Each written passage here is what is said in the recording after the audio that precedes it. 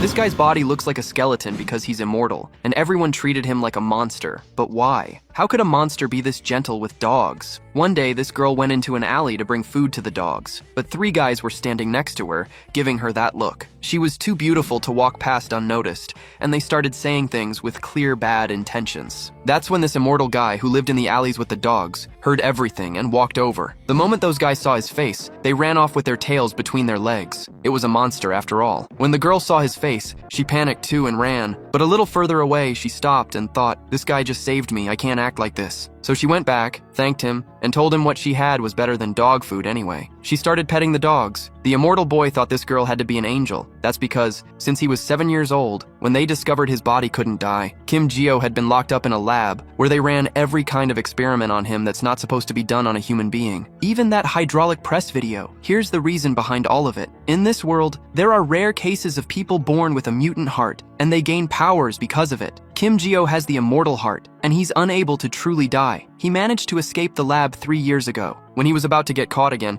he chose to die rather than lose his life a second time, so he grabbed a high-voltage wire and killed himself along with the 2 men chasing him. But they forgot one thing. Only Jio is immortal. He doesn't die, but his body only fully heals when he eats a lot. So he spent 3 years living like a homeless man, running from everyone. The girl's name is Heeji Song. Even though she was terrified by Jio's past, she decided to help him. She said she had a way to stop people from being scared of him. Of course, along the way, Jio's arm actually fell off, since his body was still too weak. Even after that scare, Heeji brought him new clothes and even did his makeup. She promised she'd come back the next day, too. After all those years, Jio had only ever been seen as a lab experiment or a monster. For the first time, his mutant heart felt a different kind of warmth, and it beat hard. What could that be? But that night, he remembered the lab had been after him for years, and Heeji would be in danger if she stayed close to him. So the boy ran all night long, as far away as he could get. The next day, one of the dogs followed him without him noticing. And the girl was there too, exhausted after spending hours and hours looking for Jio. She brought food for the dogs, and for him as well, this time something even better. When he ate something that good,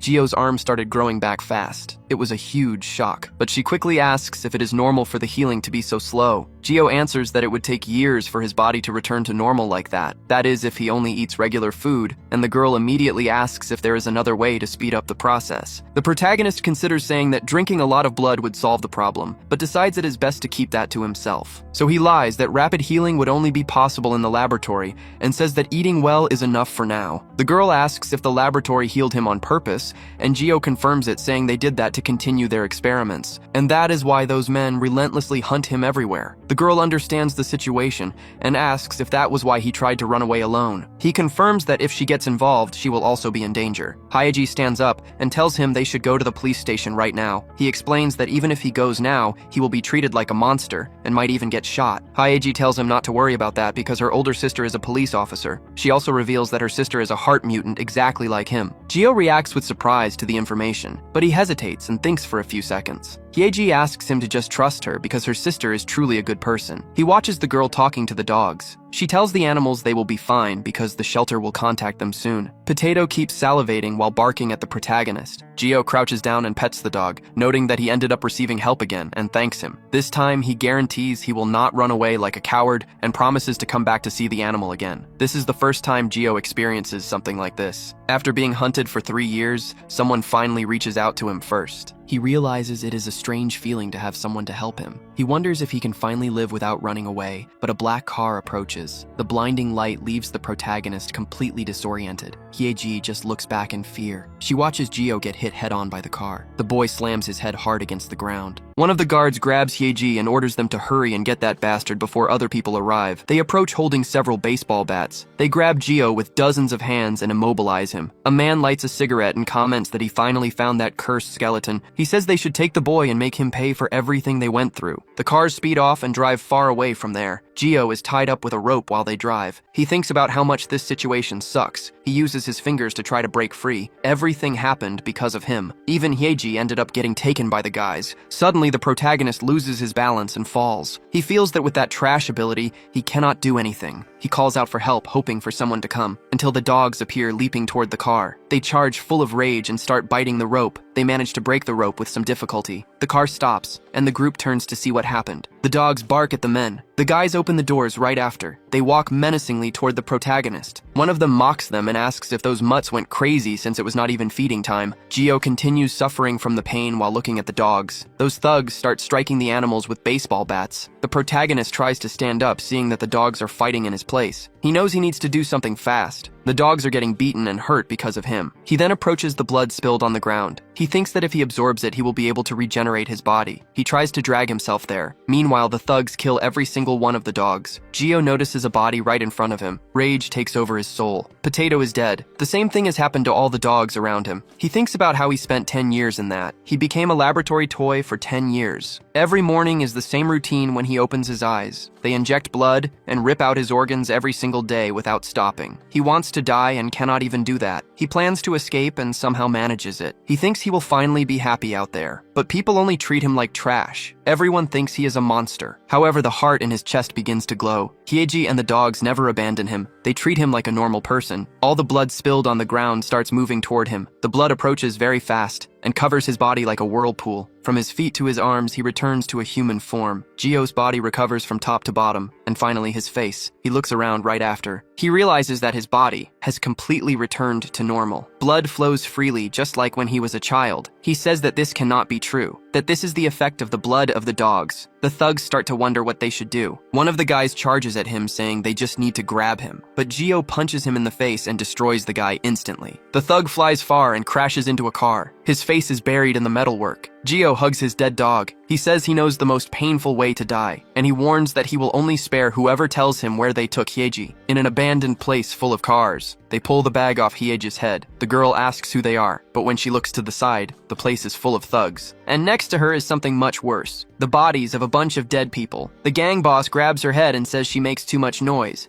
and asks how many lives she thinks she has. He says that if she wants to blame anyone, she has to blame the skeleton since she screwed herself trying to help him. Then he warns that she needs to shut her mouth if she does not want to die. After all, nobody there cares if 1 or 2 people lose their lives. Out of nowhere, the man's phone starts vibrating. He stands up and wants to know why the guy is calling instead of showing up. The guy on the other end summarizes everything that happened earlier. The boss asks what he is talking about. Hyeji wonders if the dogs went to help. The thug says he lost the skeleton. This leaves the boss completely enraged. He throws the phone on the ground and warns that if they do not catch the skeleton again, the subordinate is the one who will lose his life. He grabs Hyeji and asks where the skeleton went. He orders her to tell him what she knows right now, but the girl says she knows nothing. The man asks if she will still know nothing even after getting a few holes in her body. Hyeji thinks that the guy was being chased, and she acted like an idiot. She wonders what she should do now, but a subordinate goes flying past him from behind. The gangster looks back instantly. He sees the boy standing in the doorway. He is very surprised. He asks who this boy is. Another gangster wonders the same thing since the guy just looks like a beggar, but Gio grabs his neck. The man does not understand where all this strength comes from. Gio says that because of them. The dogs lost their lives. The other guys charge quickly towards him. They land a punch on Gio's face. The boy just spits out a little blood. He retaliates with a punch to the gangster. The blow sends the guy flying away. Another guy manages to grab Gio from behind. He lands several strikes on the boy's back, but Gio does not even care. He uses his own strength to crush the guy in front and throw the one behind him to the ground. Everyone is amazed by this strength. Meanwhile, Gio asks if they are the guys that the Hermes lab sent. Hyeji thinks there is no way. That boy is the real Gio. The boss grabs her hair and says the kid is the skeleton. He remembers the guys saying the skeleton would be unrecognizable if he regenerated, and he really almost missed it. Then he shoots Gio in the shoulder. The gangster thanks him for crawling all the way there on his own. He shouts for the guys to grab all the weapons they received as payment. They all start shooting at the boy. He says that if they catch this guy, they will make a lot of money, so they must shoot non-stop so he cannot regenerate. The gunfire continues without stopping for even a second. Gio feels the pain take over. His flesh is tearing apart, and his bones are breaking again. His lungs must have torn and he cannot even breathe properly. Hyeji screams for them to stop, but Gio falls to the ground. He begins to pant heavily, but he digs his fingers into the ground. Blood begins to wrap around his body. It is the blood of the people who lost their lives there. This makes his heart beat strongly once again. One of the henchmen calls out to the boss. He warns that the boy is coming back to life. Gio rises from the ground like a zombie until he finally stands up. The men keep shooting without understanding what is happening. Gio can feel every bullet piercing his body. They explode and tear through his flesh. Even so, his body continues to recover, and the pain repeats itself. But it does not hurt as much as he imagined, at least not compared to everything he has already suffered. He remembers all the experiments he went through. He was even crushed back then. What Gio suffered for years was far worse. Then he strikes one of the shooters in the face. The man flies away from the impact. Gio says that shots from normal guns are nothing. He says he can endure this for as long as it takes. The thugs realize he is floating in the air. Gio lands a blow on the arm of another henchman. He shatters the bones of the man instantly. The man is thrown far away. A third turns around completely confused, but they are all defeated at an absurd speed. Gio does not stop for a single second. What makes him angry is remembering that those pure beings died to protect him. Another subordinate is sent flying backward. Gio gets closer and closer to the boss, who tells him to back off. The boss threatens to shoot the girl if he takes another step, but Gio lands a direct punch to his face. He thinks that what hurts the most in the end is knowing he will never see his friends again. The boss is thrown and breaks the wall with his back. When the man opens his eyes, he is even more terrified. He begs for help and promises to do whatever Gio says, but Gio replies that it is too late now. He smashes the head of the boss into the ground. The man has his face completely crushed. That is not enough, and Gio strikes again. He repeats the same strike dozens of times. He punches thousands of times in a matter of seconds. The man ends up with his face completely disfigured. In the end, Gio stands up with bloody fists. He finally finishes his revenge. A sea of bodies lies around him. He breathes heavily, looking at it all. Hyeji calls out Gio's name. He calmly walks up to her. She asks if he is okay after taking so many bullets, but he hugs the girl and says, "This is really good. After all, she is still alive. The dogs saved him and lost their lives, but he was so terrified she would meet the same fate, so he gives thanks that she is alive." Hyeji asks why he is thanking her and hugs him back. She says that she is actually the one who is very grateful. Later, the police handle everything at the scene. They arrest the gang leader and claim it was their own internal fight. From afar, they both watch everything, and Hyeji comments on the arrests. Gio asks if it is okay for them to stay out of the investigation. The girl replies that her sister told them not to get involved for now. She says her sister will handle everything and that they can leave. Hyeji starts crying uncontrollably, and Gio cries too. He looks at the dogs' bodies and apologizes. He says the name of each one of them. Hyeji says it is her fault because they came to try to save her. She says she could not even take care of them properly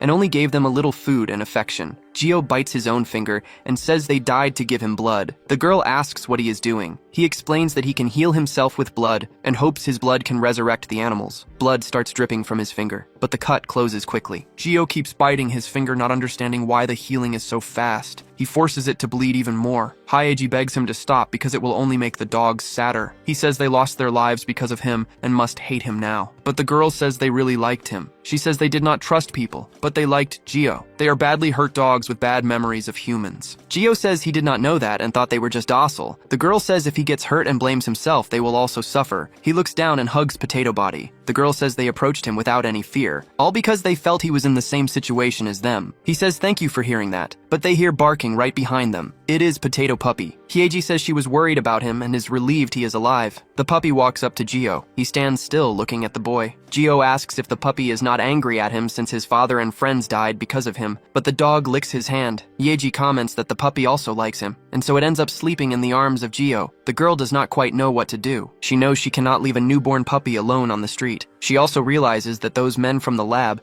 did not seem like ordinary people, and Gio needs a safe place. So she announces that she is going to call her sister. She says she followed the plan they had agreed on, and her sister handles the rest over the phone. After that, Hyeji takes them both to her house. It is a massive apartment right in the center of the city. She tells Gio to make himself at home. He asks if he can really enter her home. He knows he is a dangerous person and does not want to cause trouble. But Hyeji replies that he risked his own life to protect her. She explains that her sister also really wants to meet him. Her sister is investigating a case connected to the laboratory and needs help. Ultimately, everything is fine and he can come in. Gio stops and looks at himself in a mirror in the living room. He is completely shocked by what he sees. He notices that he now has normal cheeks, a normal nose, and normal lips. His face has finally returned to how it was before. Since childhood, his face had never regenerated properly. At the laboratory, the healing was very slow, and they always ran more experiments before he could recover. Then he discovers that this is what he actually looks like. The girl remarks that things get more shocking the more he speaks. She confesses that something has been bothering her since earlier. After regenerating, he does not look like an older man at all. She asks how old he is. Gio says it has been a long time since he thought about that. He does some quick math with his fingers years, and he answers that he is 17 years old. Hyeji mentions that is her exact age. She wants to know why he stayed quiet while she called him sir the entire time. Jio explains that he did not mind because just being addressed as a human being already made him happy. The girl is deeply moved by this answer. She finds the situation sad and cute at the same time. From now on, they agree to just use their first names in a more casual way. On the floor, Potato eats his food with the greatest joy in the world. Jio does the same thing with the human food on the table. He says aloud that the food is delicious. Hyeji apologizes and says she does not know how to cook very well, but Jio disagrees immediately. He assures her it is the best food he has tasted in many years. Hyeji announces that her sister will not be able to come because she is probably busy with work. When the plates are finally empty, she starts clearing things away. She points to the couch and tells him he will sleep there for today, and she hands him a thick blanket to keep warm. Then she says she has homework to do and goes straight to her room. Jio is left alone in the middle of the living room. He looks from side to side, admiring the place. He stares at the television and wonders if every thin screen is gigantic like that. He notes that even the flowers in the house are very different from the ones he saw at the laboratory. He sits down and realizes the couch is extremely soft. It is much more comfortable than the hard bed where he used to sleep. In the corner, the puppy remains focused on the food. But suddenly the dog chokes a bit on the food. The noise catches the attention of Jio. He sees the little dog coughing endlessly. He immediately calls out to Potato in a panic, and he runs fast toward the puppy. But the dog swallows the food and goes right back to chewing as if nothing happened. The dog does not understand his fuss. Jio smiles when he sees it as nothing serious. Then they lie down on the couch to sleep. He mentions that the place is very cozy. Jio asks if the little guy likes it there too. He thinks of a name and notes that the dog is Potato Puppy, so he suggests the name Fry. The dog just closes his eyes. Jio thinks this is what they call happiness. He ate delicious food, he managed to take a hot bath, and he can even sleep in a soft place. But he knows this could end at any moment. He remembers the past when he escaped with other mutants. Back then, the others warn him that the exit is nearby. The soldiers notice they are high-level mutants and say they cannot let anyone escape. Then they cause an explosion that throws the mutants far away. Some of them end up crushed by the rocks. Meanwhile, one of the soldiers points a hand cannon and fires at the group, but the soldiers are surprised when the attack fails. A girl manages to block everything with ice walls. She screams for Jio to wake up. Another mutant reaches out to him and blocks the passage with rocks. The two look at each other with determination. The girl tells him to run because the exit is right there. They escape with great difficulty, but in the end they get separated. He thinks she might be suffering somewhere right now. That is why he swore to never let anything be taken from him again, not even this little piece he found. If anyone tries to steal this again, Jio will not forgive them under any circumstances. But the next day, a scream echoes through the house. He runs at top speed and screams for Fry. He wants to know where the dog went. A while before, Hyeji warns she's going to school and will be back soon. She also says her sister arrives at night and asks him to look after the house. After all, she has a lot of work to do. Jio understands and wishes her a good class, imagining that school must be cool. At that moment, Fry begins to scratch the door. The girl finds the dog behavior strange. She says he does not seem to be in pain and must be bored wanting to go out too. Jio asks if she wants him to take the dog for a walk. Hyeji asks if it is not dangerous since those people could chase him again, but he guarantees everything is fine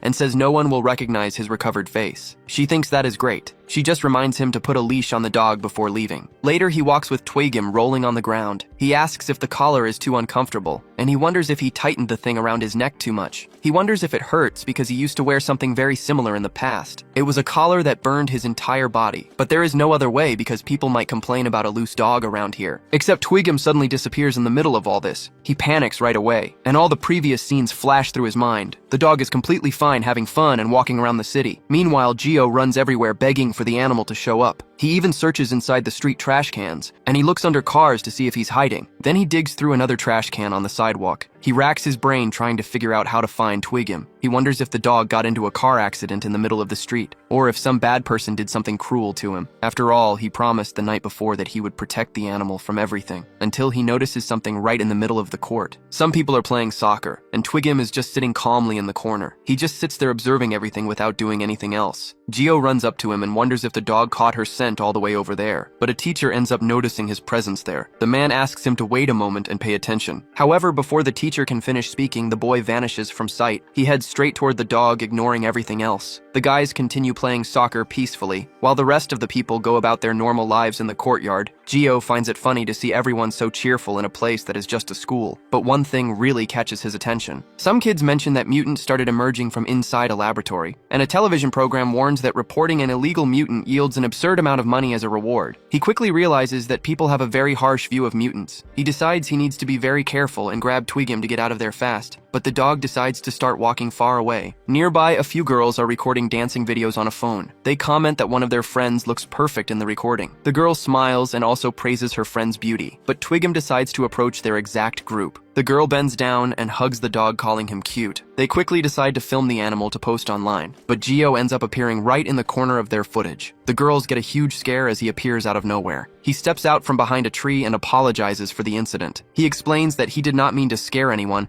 and just came to get the dog back. The three girls take a good look and think he is very handsome up close. By his uniform, they notice he seems to be new and want to find out who he is. Gio tenses up and immediately asks if he appeared on her phone. He warns them very seriously that he cannot appear in videos under any circumstances. But the girl ignores the tension, hands over her phone, and asks for his social media. She says she wants to tag him in the video. The other girls comment that it is the first time they see her asking for someone's Instagram. The problem is that the protagonist does not even know what Instagram is. Minjung thinks he is totally her type, and that his shy behavior is cute. Then he replies that he does not have that kind of thing. The girl is completely confused. He bows and says he appreciates the gesture. Her friends are shocked to see her get rejected. Minjung immediately gets annoyed that he is playing hard to get. At that moment, he picks the dog up. He apologizes to the animal and promises he will never lose sight of it again. From afar, a guy watches and gets really pissed off. He wonders who that kid is. Another boy comments that that is the girl Taegu likes, and points out that the new kid is hitting on her using the dog. Taegu gets furious and wonders how this trash has the nerve to covet his girl, so he grabs the ball from one of his friends and prepares to kick it straight at the protagonist. He kicks the ball with massive force. It flies straight toward the new kid's face, but the protagonist just looks at the dog, which is still in his arms. He simply lets the ball smash right into his own face. The girls get scared and ask if he is okay,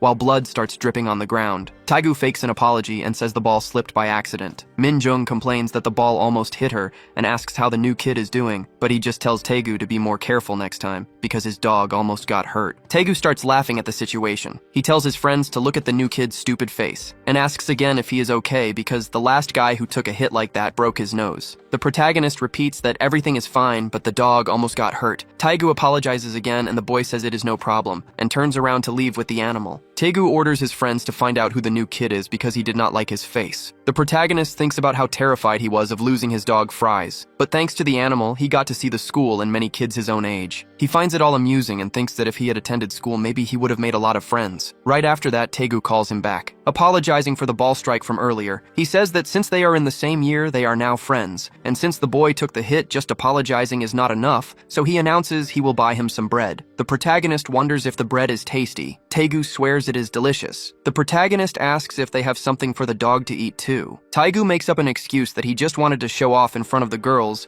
and promises to buy plenty of bread, but as soon as they turn the corner, Taegu kicks the protagonist with everything he has. The other delinquents ask if he really brought the new kid all the way there. They laugh, saying the boy only went with them because they promised to buy bread. One of the bullies mentions that the boy seems a bit slow, but they laugh and say they will feed him bread until he chokes. Taegu raises his hand and calls him a coward. He demands to know why the boy was acting like he owned the place. Gio is confused and asks what he is talking about. Taegu yells that he was hitting on Min Jung and that he would go crying after the first punch. The other gang members start mocking him. Gio realizes he thought he was making friends, but it was just a trap to start trouble. So he turns around and apologizes, saying he will leave if he made anyone uncomfortable. But the guys block his path and ask where he thinks he is going. The protagonist tells them to get out of the way because his dog is scared. One of the thugs says the mutt is just like its owner and tries to punch him, but the protagonist sends the guy flying away with a single punch. The rest of the group cannot understand why their friend landed so far away. Taegu cannot believe what he just saw, since the boy barely moved his arm. The delinquents charge at him with everything they have. They scream and demand to know if he was really the one who threw their guy like that. The protagonist closes his eyes for a second. His mutant heart begins to glow. He takes down each of the attackers with absurd ease, and he charges straight at Taegu, readying a punch. He stops the strike a finger away from the guy's face. The impact pins the bully against the wall. He strikes the wall right above the boy's head. The protagonist warns again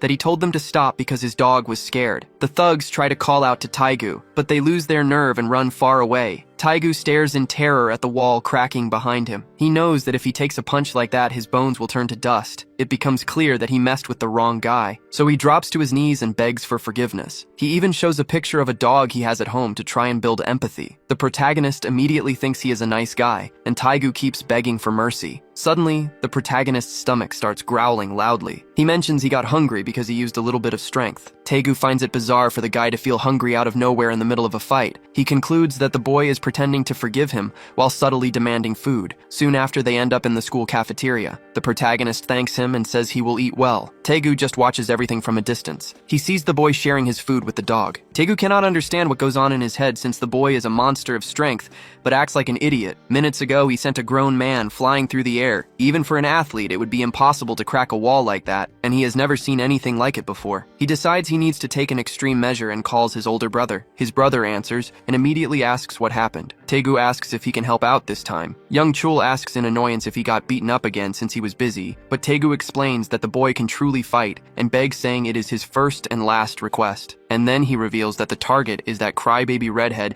everyone thinks is a loser. Another guy asks how well he fights and says he can go there and handle it. He explains that he needs to go near the school and that he will lure the target outside very quickly. Taegu thinks the guy is completely doomed now, but the protagonist offers him some food. He says he feels embarrassed to eat alone. Taegu tells him he can eat everything, and that he can do this multiple times. He keeps wondering how a guy like this can be so strong. He then starts to remember what happened earlier. The boy definitely injured his fist when he punched the wall, and now everything is perfectly normal. That absurd strength that makes people fly and the wounds that heal so fast catch his attention. Taegu remembers hearing that heart mutants can use very different abilities. He questions if the protagonist is part of that group. Gio asks where he got that idea. Taegu thinks he has never seen a real mutant, and that he looks exactly like an ordinary person. That would definitely be very dangerous. And even the brothers might end up getting hurt if they go there for nothing. He asks if he is really dealing with a heart mutant. Taegu confirms the situation and warns that it might be better to forget everything because it is too dangerous. But Young Chul says that is incredible and that they will definitely handle the guy, so he asks him to hold the fort. The protagonist announces he has finished eating and is leaving. Taegu warns that there is still plenty of time before the lunch break ends. But the protagonist insists he needs to go home. Taegu thinks fast because he needs to stall the boy until the brothers arrive. He then suggests they both skip the rest of the classes. They go to a place called Gameland. Gio is amazed and wonders what this place is with so many bright lights. He confesses he did not even know places like this existed in the world. It is the first time he has seen anything like it. He points and says that is the same doll Hyeji carries in her backpack. Taegu asks if it is really the first time he has seen a machine like that, and he tells him he has to try playing at least once. He explains that he just needs to control the claw and hook the doll to lift it. The boy manages to grab and drop the prize at the machine exit. Gio celebrates wildly for getting a doll just like the girls. Taegu thinks the kid is enjoying himself,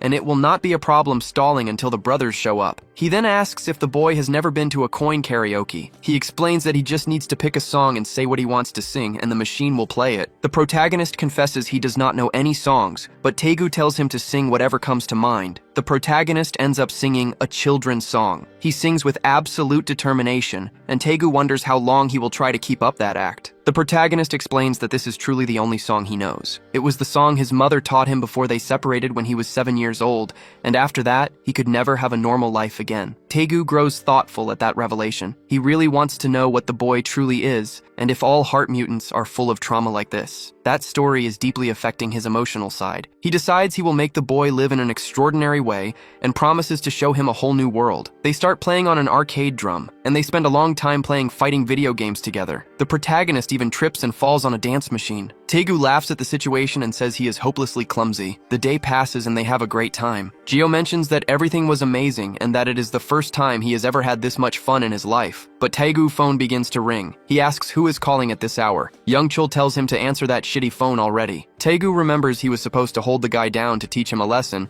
but ended up forgetting because he was having fun. He got so excited that they even took photos together. He looks at each of the photos with a certain fondness. Gio appears sitting with the dog in the picture. Later, in a dark alley, he meets the delinquents. He apologizes and lets them know he found out the boy is no mutant at all. The guys get even more irritated at this. Taegu thinks that it is not his fault. He remembers hearing that the dog is the boy-only family, so he says he found that very sad. He understands well because his own dog is already 17 years old, and he does not know when the animal will die. Just thinking about it makes him want to cry. He is talking about the dog when a fist flies in his direction. Young Chul lands a punch on him and sends the kid flying. He approaches while the boy remains on the ground. He grabs Taegu by the hair with force and asks if he thinks this is a joke because he wants to know right now where the mutant is. He asks if the boy cannot understand what he is saying. After all, the whole gang gathered just to catch this guy. Taegu tries to explain that he spent the entire day with the kid and felt no mutant aura whatsoever. He swears the guy is just an ordinary loser who got exhausted after 2 games at the arcade. He says the boy is a complete idiot and apologizes for them coming all this way for nothing. Youngchul asks if he is sure there is no one there. He asks if Taegu is upset because he took a beating from his older brother. He warns that it is obvious from the boy face that he is lying. He orders the boy to tell the real reason he changed his mind. He asks if the situation seems scary, since mutants are dangerous. He says they will not come out losing in this and laughs in the kid face. Taegu asks if they are being serious, but Youngchul promises to hand him $500. If he hands over the mutant, he will get all that,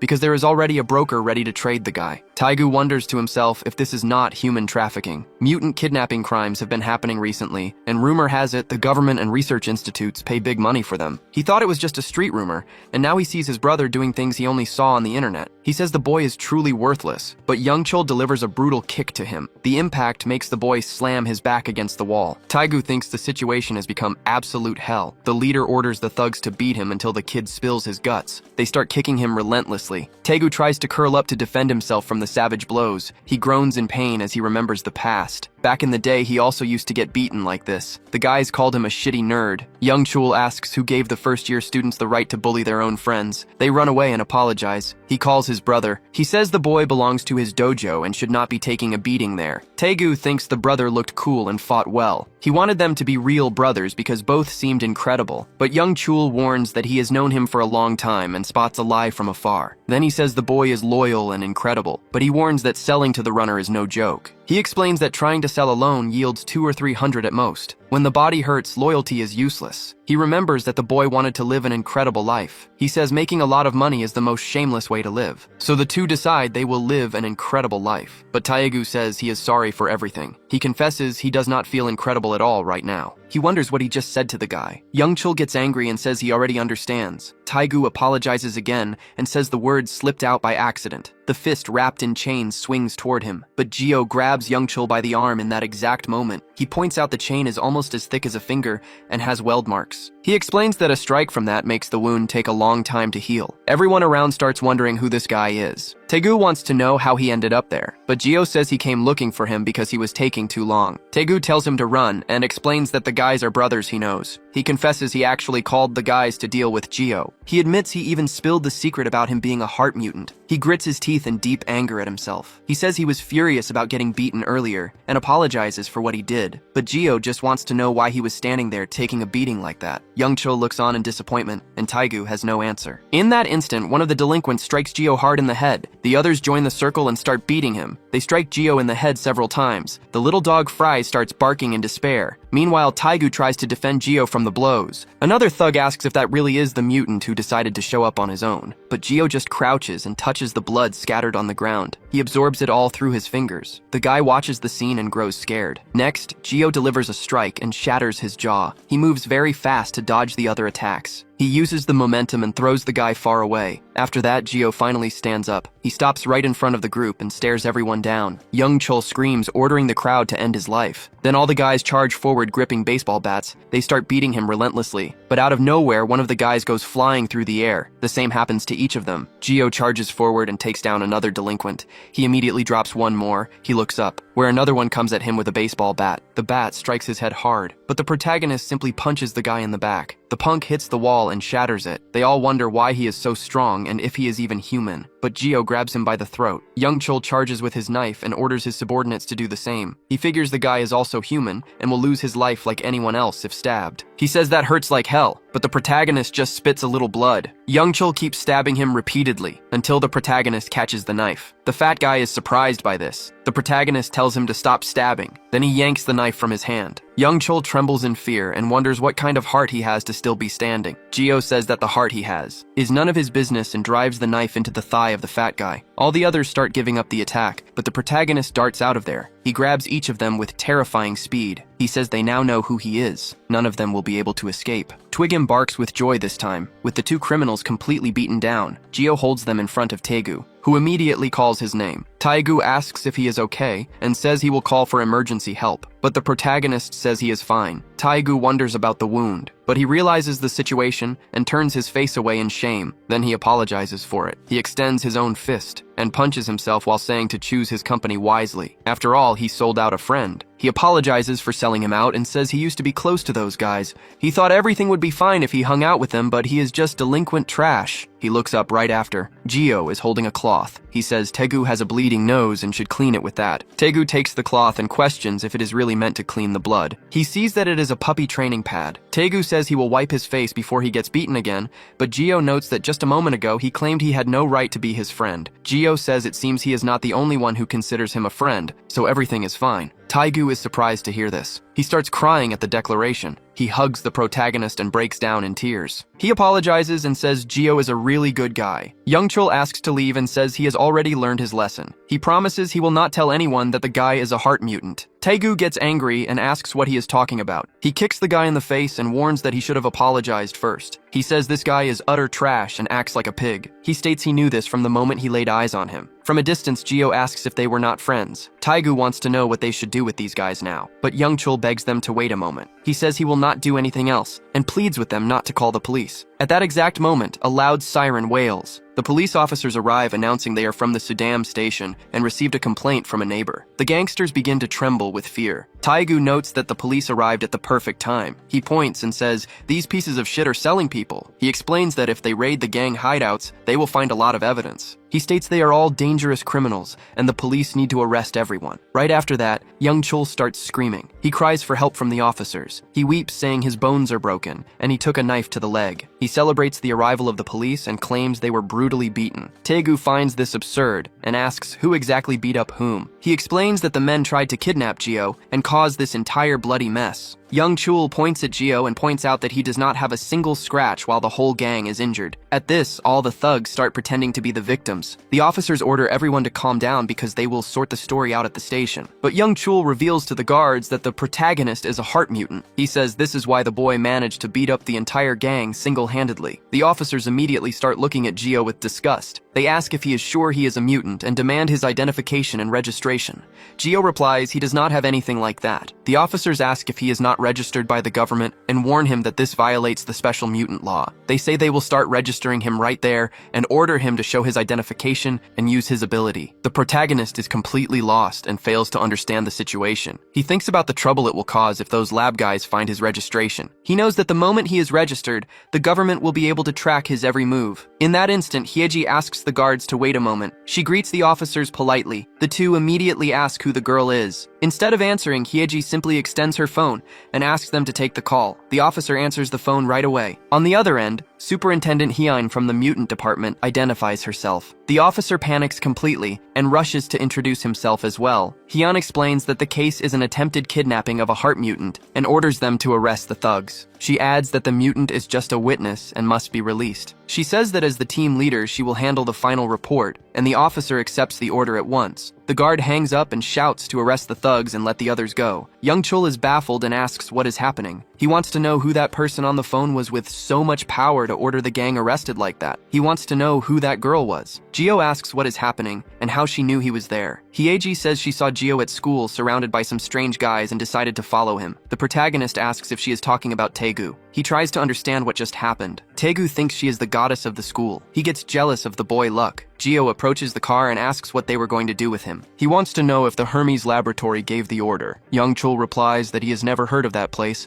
and that they were just going to hand him over to a local broker. He explains that they are brokers specialized in trading heart mutants. Gio announces that he wants to find these brokers. That way that man will end up at the police station. Hyeji yells that she will not let him do that under any circumstances. She says it is too dangerous and that he has no idea how terrifying those guys are. She reminds him that her sister warned her they only go after heart mutants and that they are real monsters. Gio replies that this is exactly why he wants to see them. The girl does not understand why he is so obsessed with finding a broker. The protagonist scratches his face. He explains that he might be able to find his friends through these brokers. Taegu remembers that Gio had said he had no friends. Gio explains that he had no friends on the outside, but lived with several back in the laboratory. Life inside came down to suffering through experiments every single day, until one day he is taken to a strange place. He has never walked that far before and is terrified. He keeps wondering what kind of test they will run on him this time. Then, a rain of swords begins. The protagonist realizes the swords are flying, and that they will repeat this multiple times. He feels fear, but knows that if he does not go in, he cannot predict what they will do to him. When the door opens, the scene is tense. A mutant throws several knives at a girl who controls ice. Meanwhile, another boy in the corner tries to control his bees. Geo is shocked by the chaos. He watches a knife emerge from the hand of one of them. The target seems to be his head. He makes a swift and precise cut, but the girl is faster and freezes Geo before he gets hit. The other boy is startled. Geo unfreezes shortly after. The girl gets what she wanted. She slaps the boy on the head and asks what he is thinking, since the target is not a monster. She tells him to pay attention to the laboratory coat. Geo is completely lost. The other children run over to him and look very excited. Geo tries to hide his face out of shame. The children notice this immediately. They say everything is fine, and that he only looks like a skeleton because he is a mutant. They ask if it is his first time in the learning class. After that, everyone starts introducing themselves. That is how Geo met his friends. It turns out that place gathers several children used as experiments to give them basic education. Everyone there is a mutant. That is why they connect so quickly. Classes only happen a few times a year, so they rarely see each other, but the protagonist is left completely confused. Taegu cries and asks what kind of life he had been living. Hyeji comments that this means he had friends. She wants to know where they are now. Geo explains that on the day they escaped the lab,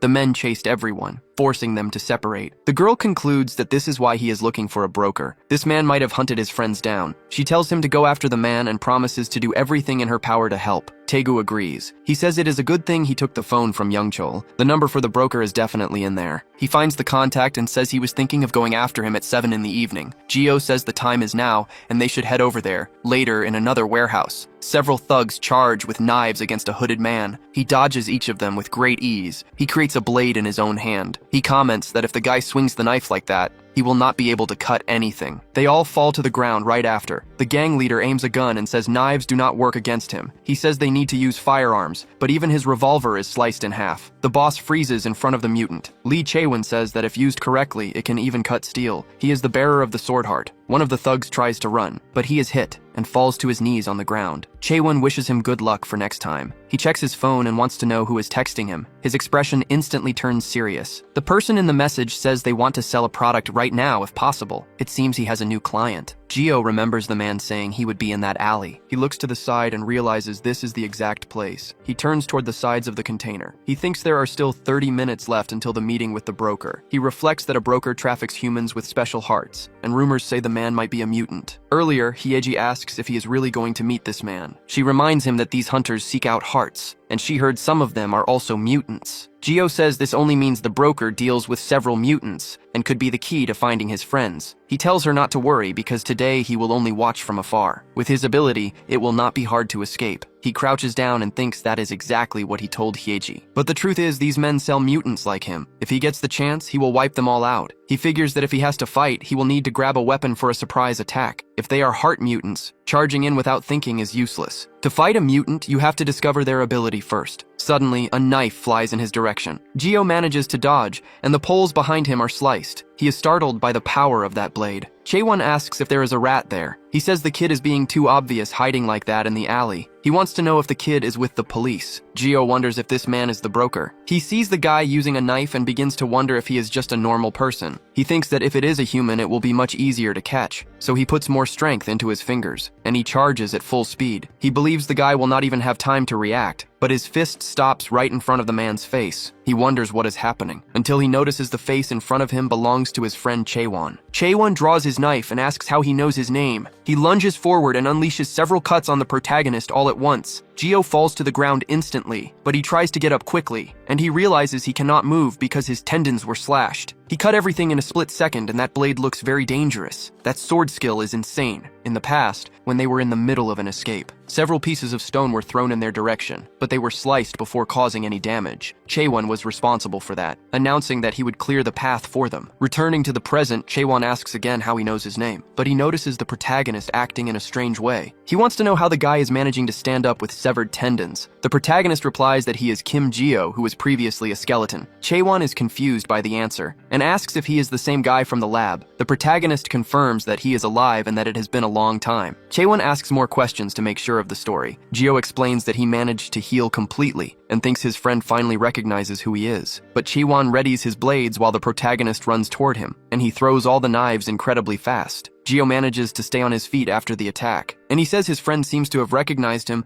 but wants to understand the reason for the assault. Chaewon says that seeing the wounds heal makes him certain it is Kim Gio. The protagonist confirms and tells him to look closely, but Chaewon charges once more with his blade in hand, delivering a slash that the protagonist can barely dodge. He rolls on the ground trying to understand what is happening and why his friend is attacking to kill. Chaewon charges again, saying that he knows the reason better than anyone, and follows up with several cuts right after, hitting the protagonist's arms and legs dead on. Gio thinks that no matter how much he tries to dodge, the guy keeps landing every strike. If the fight continues like this, he will end up losing a lot of blood, so he decides he needs to calm his friend down first, and ends up with his arm pierced by the blade. Chaewon stands right over the protagonist and asks if he really thinks his fists are a match for a sword. Gio replies that he knows very well how dangerous he is, but soon after Chaewon notices a detail. The protagonist used his own arm as bait to trap the blade. In that instant, Gio grabs his hand with brutal force. He holds on with maximum strength and pulls him back. This catches even Chaewon off guard. Then Gio throws him straight into a nearby structure. The smoke settles after a few seconds. Chaewon says he thought he was a weakling, but now sees he is full of strength. He asks why Gio ran away if he could fight like this. Gio asks what he is talking about. Chaewon recalls the day at the lab when they tried to escape together. One of the boys was caught by a guard. This happened while everyone else was hiding. Chaewon asks for more metal because he needs an iron pipe. Gio was facing the situation head on. They were surrounded and were going to lose their lives right there. It was right at that moment that he abandoned everyone and ran away. Gio tries to explain himself. He says he had no choice and that everyone would die if he stayed there. But Chaewon touches the wall and calls him a coward. All the metal in the place responds to his hand. He says he knows about the regeneration and warns that if he cuts him to pieces, it will take a while to grow back. That is why he tells Gio to go ahead and try to withstand the attack. Gio thinks he needs to block the strike with his arm,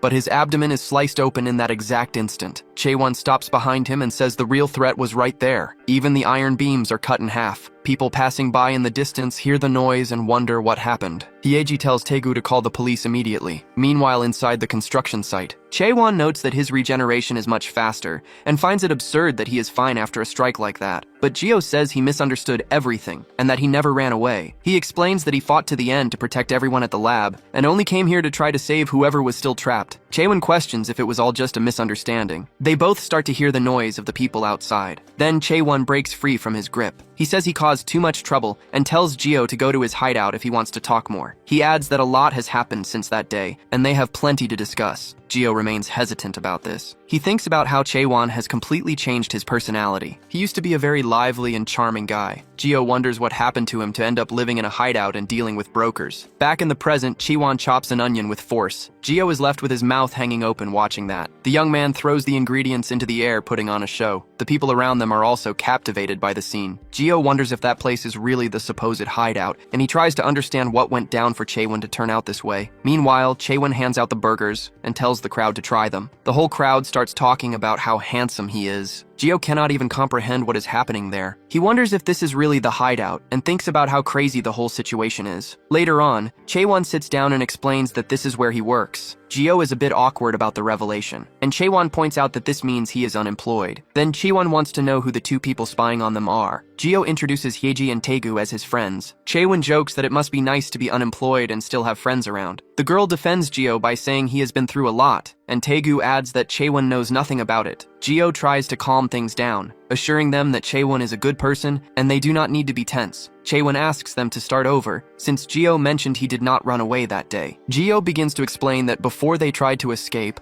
there was a bomb in the area. The moment the police surrounded the group, he could perfectly hear the ticking of a bomb. Since they had tested explosives on him multiple times, he remembered the exact sound of the burning fuse. The men had surrounded everyone and were going to blow up the building to bury them in the rubble. If that happened, the strongest might survive, but the weak would have no chance. That is why he grabbed as many explosives as he could carry and ran. He kept running until the explosion happened. Gio does not know if it was because of the bombs, but he woke up lost in the middle of a forest. When he woke up, he went back to the place, but no one was there anymore, so he figured everyone had managed to escape. Chaewon mentions that he remembers hearing the sound of an explosion. He asks if Gio really took the bombs away. Putting a hand to his face, He wonders if he should really believe this story. Gio admits it sounds crazy, but he swears it is true, since there were many bombs and time was running out. Chaewon starts to cry and says he believes him. The protagonist is confused by this reaction. Then Chaewon prepares a burger for him, saying he knew things would end up that way. Gio asks if all that is for him, and Chaewon replies that he heard he went through tough times, so that burger is a gift. Right then, some girls show up wanting to take a picture with Chaewon. He agrees to take the photo, while Gio ends up in the background of the image. Chaewon apologizes to Gio. He regrets almost cutting the guy before hearing the story, but Gio reassures him by saying it did not even hurt. Gio praises the food and jokes that he envies anyone who can eat that every day. Chaewon lets him know that if he wants more, he just has to ask. After all, he is the manager of the diner. Gio gets excited and comments that Chaewon seems completely normal now. Chaewon boasts that it was easy. He tells Gio that he can have a normal life too, and offers him a job at the place. He even promises to use his managerial authority to give him a bonus on his salary, but Gio asks him to wait a moment. He recalls that the two met at the place where he was going to see the broker, and questions why Chaewon is working with those people. Gio throws it in his face that those bastards were the ones who put them in the lab, and he wants to understand how Chaewon can ally with them. Chaewon defends himself by saying it was all an act. Scratching his head, he explains that he pretends to be a broker. His plan is to lure the people who kidnap mutants to wipe those guys out. Gio asks if he is serious,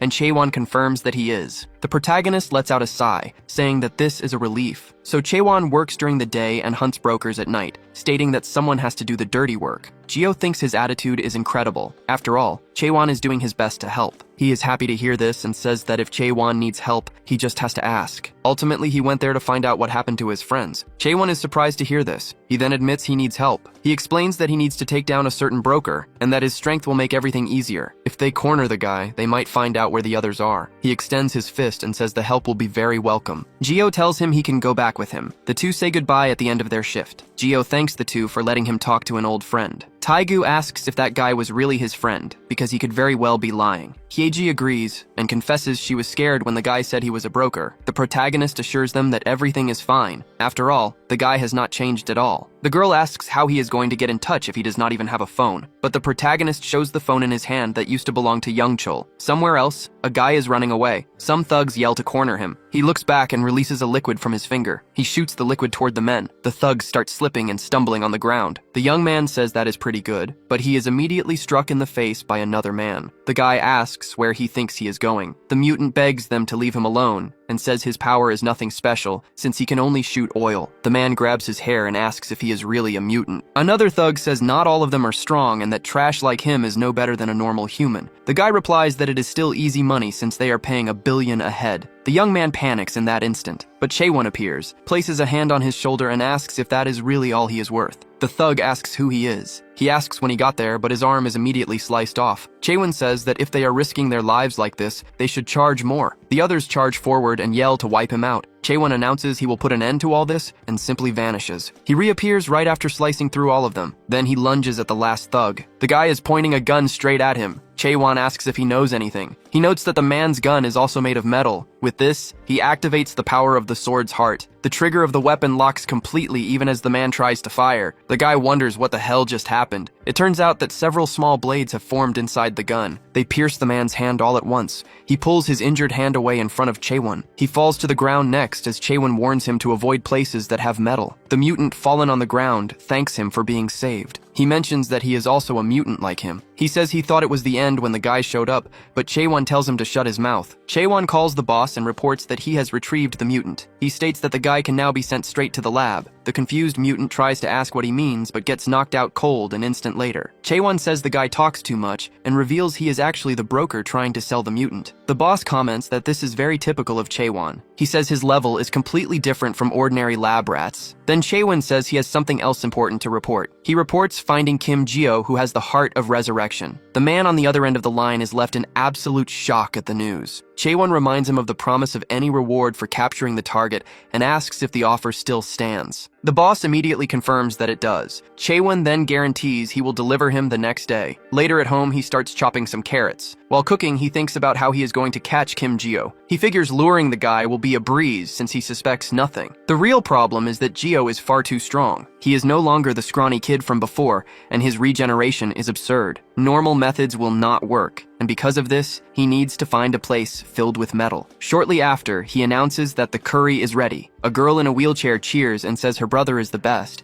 Shiwon mentions he added extra potatoes on purpose for Chaeyeon. The girl gets thrilled and thanks him. He strokes her head and tells her to just ask if she wants anything else. She asks him to sit and eat with her, but Chaewon explains he cannot today because he needs to head out again. Chaeyeon gets a bit upset and asks if he is serious. Chaewon leaves and tells her to start eating, but asks her to save some for him. Night then falls on another apartment in the city. Hyeji peels an orange while thinking that Geo had an exhausting day. With everything that happened, she knows he must be completely drained. She remembers that meat and fruit are great for recovering energy. Because of this, she decides to prepare the food. She piles up a bizarre mountain of tangerines and strawberries. She figures that if the artificial intelligence said the combination is good, then it should work out. She reflects that she could never do this without his help, and she begins to think she might even have a talent for cooking. At that moment, her sister Hyein shows up and asks if she has already eaten. The two start bickering, and her sister makes a disgusted face at the food she prepared. Hyeji calls her sister crazy and says she knows nothing about cooking. She mentions their other sister will not return until morning, and tells her to go to sleep early. Meanwhile, Geo says he is fine, and is just waiting for Chaewon to call. The girl asks if he really liked reuniting with his friend that much. He confirms and says he missed the guy a lot. She notes she has not known Geo for long, but has never seen him so at peace. Geo explains that Chaewon is a very important friend to him. He recalls the past when his friend woke him up asking what he was doing there. In the memory, Geo looks away, slightly embarrassed. He replies that he was just sitting there alone. But right then, Chaewon notices something wrong and asks where his arm is. Geo explains he lost his arm in an experiment days ago and it has not healed yet. Chaewon brushes it off and says that is no problem, since it is just a minor detail. Then he reaches out his hand and tells Geo to grab it. In that instant, he initiates a transformation. He forges a blade directly onto Geo's hand. The boy asks what it is, and Chaewon replies that he thought it looked incredible. Yuhana asks if he is mocking Geo again. Chaewon says he made his arm amazing, and Geo admires the sword replacing his missing limb. He finds the whole situation genuinely amusing. Yuhana wonders if both of them have lost their minds. Chaewon extends his fist and praises his friend's good taste. The protagonist fails to understand the gesture and asks what it means. Chaewon explains that real friends bump fists to show absolute trust. The protagonist follows suit and realizes this is how true friends act. Back in the present, he notes that Chaewon is great and used to follow him everywhere. Hyeji says she understands the situation entirely. She mentions how glad she is that he finally found a real friend. Then she invites him to eat and assures him everything is fine. Today's meal is a sweet and sour galbi jjim. Geo is taken aback and asks what is on the plate. The girl explains it is her special recipe. The recipe mixes strawberries and tangerines, and the protagonist admits he has never seen anything like it before. He brings a portion of the food to his mouth. Hyeji asks how it tastes. The protagonist cries and declares the food is incredible. He praises the strange mix of strawberries, meat, and tangerines. Then he asks if Twigim wants to try a bite. In response, the dog makes a face of pure disgust. Hyeji claims she knows the puppy wants some, but has to wait while Twigim just shakes her head in firm denial. Geo says it is the best thing he has ever eaten and thanks her. Hyeji tells him to leave it to her and promises to cook more often. The protagonist thanks her from the bottom of his heart. Suddenly, his phone begins to vibrate out of nowhere. It is Chaewon calling again. He calls begging for Geo to help him. The protagonist asks what happened, and his friend reveals he was tracking the laboratory guys, but things spiraled out of control. The protagonist tries to grasp the situation, while Hyeji points out this is the very place he was held captive in the past. Chaewon asks if he can go there for backup, and Geo immediately agrees. This leads him to send the full address to the protagonist. Geo announces he must leave to save his friend from imminent danger. He says the food is delicious, but he will not be able to finish it despite all her effort in the kitchen. He warns Hyeji to stay behind because the place is far too dangerous for her. The scene shifts to the dark interior of a metal warehouse. Geo arrives and questions if this is really the right place. He finds the dead silence unsettling since Chaewon gave him this exact address. Geo begins to carefully analyze the area. He notices there is metal covering every single corner. The pipes and the plates and even the floor are forged from pure iron. This is the exact kind of environment where Chaewon holds an absolute tactical advantage. He wonders how his friend could ever be defeated here because it makes no logical sense. He knows he must remain completely alert and resolves not to let anyone capture him too. He imagines that Chaewon might have been captured and is trapped somewhere trembling in fear. Meanwhile, in another location, his friend touches the ground directly. Instantly, multiple blades start sprouting from the ground. They shoot fast toward the protagonist, and it looks like they all pierce him at once. He panics at the sudden attack, but manages to dodge another blade at the very last second. He looks at the sword trying to understand what it is. and wonders what the hell is happening. Chaewon thanks him for showing up. Geo asks what he is doing since he said he was being captured. Chaewon replies that the situation is exactly what it looks like. The protagonist then realizes what this means, and Chaewon confirms he was tricked. The protagonist has to block another blade with his bare hands. He dodges one more attack with extreme difficulty. Chaewon charges forward, and he manages to evade the strike again, but Chaewon finds an opening and lands a solid kick. The impact throws the protagonist far back. Geo even coughs up blood from the force of the blow. He is hurled straight towards some metal spikes. Chaewon stares at him with a completely serious expression and says he was happy to see him today. He explains that he only saw a skeleton for 7 years and that it is a bit weird, but he recognized him by the way he talks. He remembers how they laughed and chatted, and all those memories came rushing back at once, and that is exactly why he lied. He now introduces himself as a broker, says he hunts core mutants and delivers them all to the lab, and that he is only there to hand him back to those guys. Chaewon touches one of the walls. A giant blade erupts right behind the protagonist. He barely manages to escape, but Chaewon is already in front of him with his sword raised. The protagonist notices the guy is very different from before. He clearly is no longer trying to capture him alive. It seems he really wants to kill him right here. The protagonist grabs a metal plate from the ground to defend himself. He does not want to believe that bastard is actually going to betray him, and tells him to wake up and explain what is going on. He asks to at least talk about the situation, but Chaewon touches the metal and warns that there is nothing to talk about. Multiple blades instantly start sprouting from the plate. The protagonist can only think about what a scumbag he is. He rolls backward to dodge and asks if the guy has lost his mind. He warns that the lab is full of criminals and that they cannot be trusted, and tells him to stop being an idiot and wake up to reality. As he speaks, he kicks 2 pieces of metal at the guy, but Chaewon does not even answer and keeps the same serious face. He deflects the 2 pieces of metal away, like it is nothing. Geo mutters to himself while trying to analyze his surroundings. He starts running, knowing there is no way to land a direct hit. Chaewon touches the ground and warns that trying to run away will not do any good. Multiple blades erupt from the ground. Chaewon warns him that this entire place is made of metal. He says the boy has no chance of escaping while Geo dodges yet another blade. Geo wonders if he planned all of this from the very beginning. It becomes clear that his true intention is to drag the boy right back to the laboratory. Geo yells out demanding a reason and asks if he really does not care about sending a friend back to that hell itself. But Chaewon appears right behind him and replies that he could not care less. Geo accepts this answer and warns that he will fight back as he immediately readies a punch. In response, Chaewon shifts the trajectory of his attack. Even so, the boy ends up taking a deep slash. But Chaewon is caught off guard right after. He takes a brutal punch straight to the jaw. He tries to process what just happened. The sword strike barely even seems to have hurt the boy. Then he remembers that years of being used as a test subject drastically increased the physical endurance of Geo. His regeneration is on an absurd level. He heals the wound the exact moment he is cut and uses that fraction of a second to strike back. So Chaewon charges in with another slash. He unleashes a savage barrage of strikes without giving Geo a single moment to breathe. The goal is to keep him from attacking while he tries to heal. Both maintain deadly serious expressions in the heat of combat. In the past, Geo had been chained up in a different room. The weights binding his arms and legs are released. The scientists announce they will test the healing response of the resurrection heart. At that moment, the room doors open, revealing the presence of Chaewon on the other side. Geo looks confused and asks what is going on. The scientist explains they will observe body regeneration when taking damage from the sword heart abilities. Because of this, Chaewon is ordered to attack with full force. The boy asks if these people have lost their minds. He tells them to stop this nonsense and warns he will not do anything as he turns his back to leave. But the collar around his neck begins delivering severe electric shocks. Geo notices his suffering and begs him not to hold back and just attack because he will be fine. Chaewon calls the boy crazy and says he cannot hurt a friend. Geo tries to calm the situation down by saying it will not even hurt, but Chaewon replies that he would rather die than do it. This led to Geo changing tactics, and he begins taunting him, calling his friend a weakling and telling him to obey the scientists. Chaewon freezes as he listens to this. Geo keeps going, saying his only talent is cutting things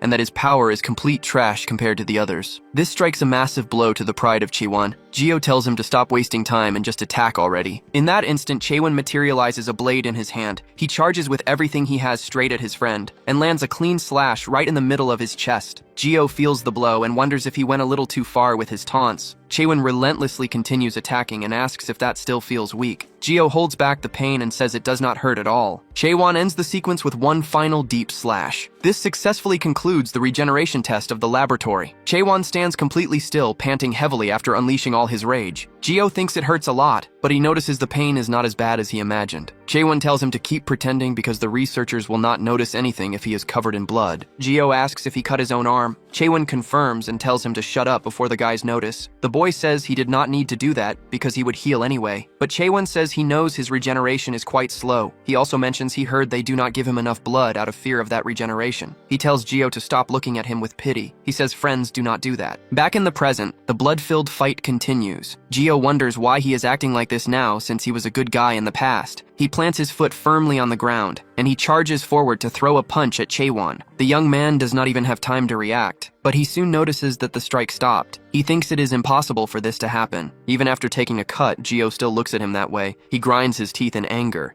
Immediately after, he takes a slash to the chest. He braces himself against the ground right after, and he begins to run away from there. Chaewon says this is all a joke. He tells Gio to just give up because he will hand the boy over to the lab, or maybe he will turn in Hiji and Taegu. He warns that he will go after his friends first. Gio lets the man slice his wrist. The blood begins to drip onto the floor. Chaewon says he is finally looking into his eyes and thinks his friends really are important to Gio. He says finding students is far too easy, and he warns that if he runs away, his friends will take the fall. But Gio shoves his hand straight into the man's mouth. He cuts the back of Chaewon's mouth, and he warns him not to cross the line. Gio reminds him that Hyeji and Taegu are his friends too. He says he wants to hear what the guy has to say until the end because they are friends. Gio's heart starts beating faster. The boy warns that he no longer cares about his motives. Chaewon realizes he cut his mouth to absorb the blood. The blood flows toward Gio, flowing right through his blood vessels and forming his hand all over again. Chaewon fails to understand what happened to the arm he just cut. The boy lands a massive punch on him. Chaewon is thrown backward. He coughs up blood from the sheer impact. The man feels like he broke about 3 ribs even with his iron-reinforced body that was supposed to withstand the blows. But he knows that if he takes another punch, it will be the end of the line. Gio lands another strike right after. Chaewon goes flying once again. He slams hard into a massive pile of scrap metal. Only one thought runs through his mind. The guy is moving too fast and there is no time to react. The protagonist lands another heavy blow on him. Chaewon cannot understand where all this power is suddenly coming from. He wonders if the guy really got this strong just from drinking his blood. In response, he creates a barrage of blades,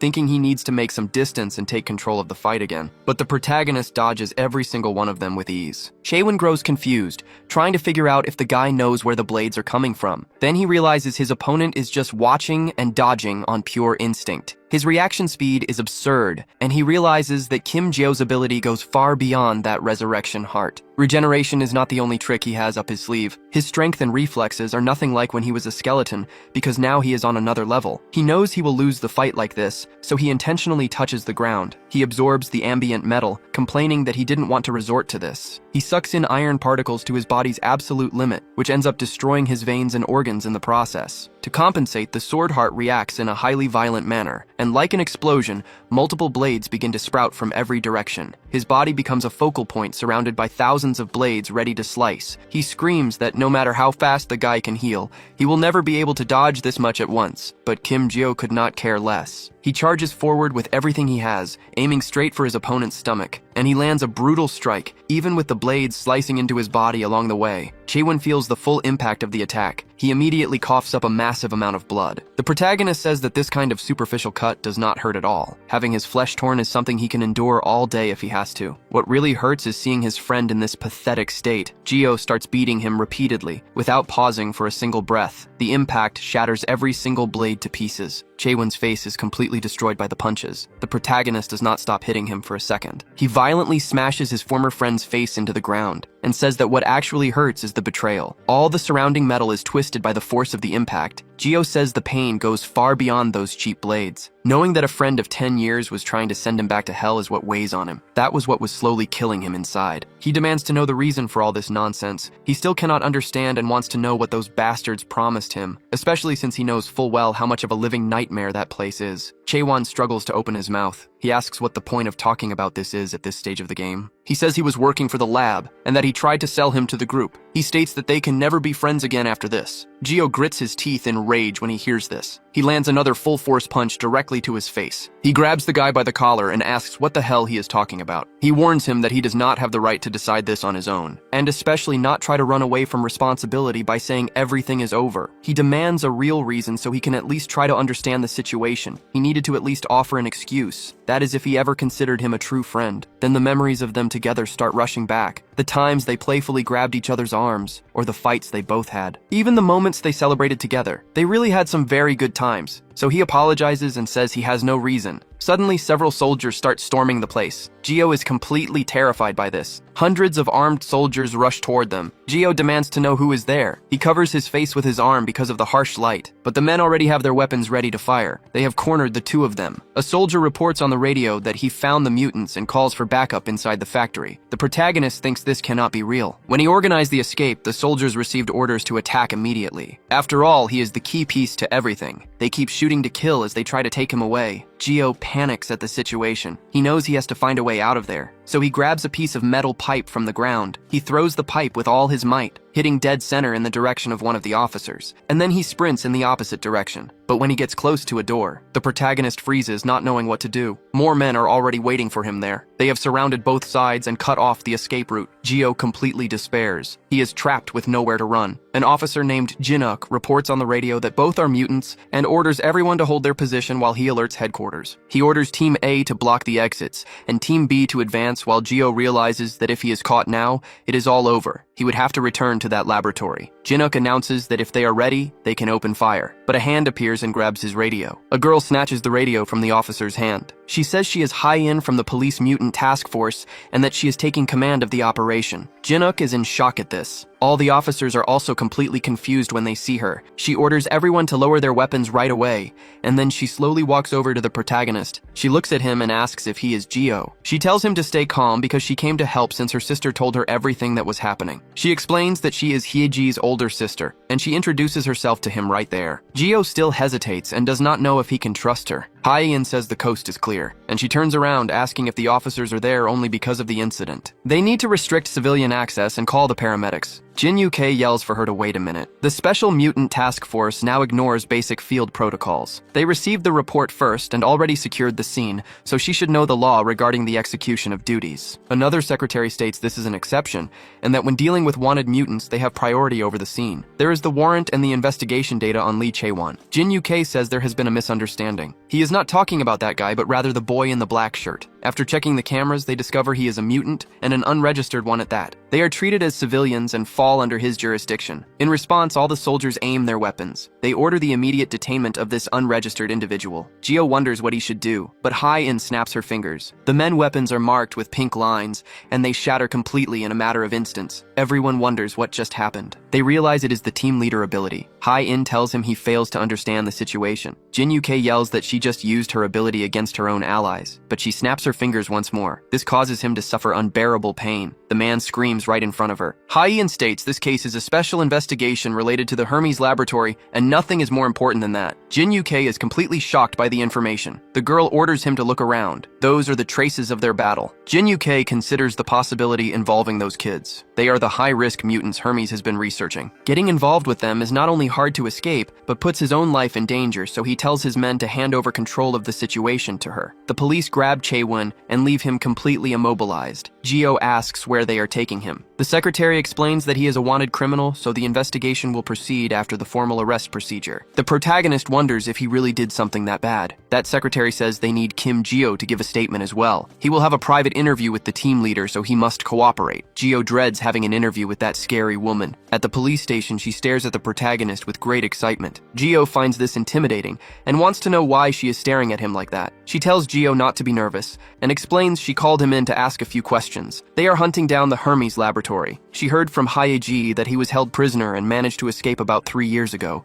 It seems he is still a wanted man. And the truth is, all his friends have been recaptured by the laboratory. It is highly likely they never truly escaped, and the laboratory let them go on purpose just to hunt them again and inflict pure despair. After recapturing them, they did not just lock everyone up, but weaponized their weaknesses to force submission or lured them with promises to commit crimes. Gio questions if Chae-won did this as well, but she reveals he has not spoken a single word, and the only things they know are based strictly on records. The secretary announces that the witness arrived voluntarily. Gio looks at her trying to recognize the face. Chae-yun introduces herself and says they already explained everything outside. Hye-in crouches down and clarifies she has no intention of pushing too hard. She just needs to know what the girl's brother saw and why he did it. Chae-yun is hesitant to get into it, but she finally admits that it is all her fault. Her brother was never like that. She says she was terrified of losing him if she spoke up. Hye-in warns her that if she stays silent, the situation will only get worse. Her brother will have to take the fall for everything alone. The girl wipes her face and agrees. She knows she cannot let him carry this burden by himself. Her brother returned 3 years ago. As soon as he escaped the lab, he rushed to see her and their parents. The problem was their parents had already passed away. She was left behind suffering from disabilities and complications from an accident. She could not do anything on her own. Chae-won could barely process the situation. He hugs the girl and promises to protect her no matter what. Chae-won worked day and night without stopping. But since he lacked a legal identity, money was always tight, and the little he made went straight to her medical bills. Then one day, the lab came for him. The girl screams for her brother. Chae-won tells them to take their hands off her and threatens to kill them all. But a man notes that it has been a while since they last saw each other. The guy says they are not here to arrest him. They no longer plan to keep him locked up and even offer a new identity with a job and money. In exchange, he just needs to help with their work. The lab funded everything for them, but demanded he never speak about the job. He never said a word, but she feels guilty, knowing he committed crimes for her sake. She repeats that it was all her fault and apologizes. Geo tries to console her, saying he did it all for her. The girl is then escorted out of the room. Hye-in says that is the whole story, but she makes a point to be clear about one thing. Even if his goal was to save his sister, the fact remains that he tried to hand his friend over to the lab. If everything had gone as planned, Geo would be trapped in there right now. The protagonist agrees. Hye-in warns him that Chae-won will be punished for his involvement in various crimes. She asks if Geo wants to make one last call before that happens. Geo looks at the phone in surprise. Ultimately, he decides to make the call. He dials the number and stands there waiting for them to answer. When they pick up, he says he knows Chae-won is on the line.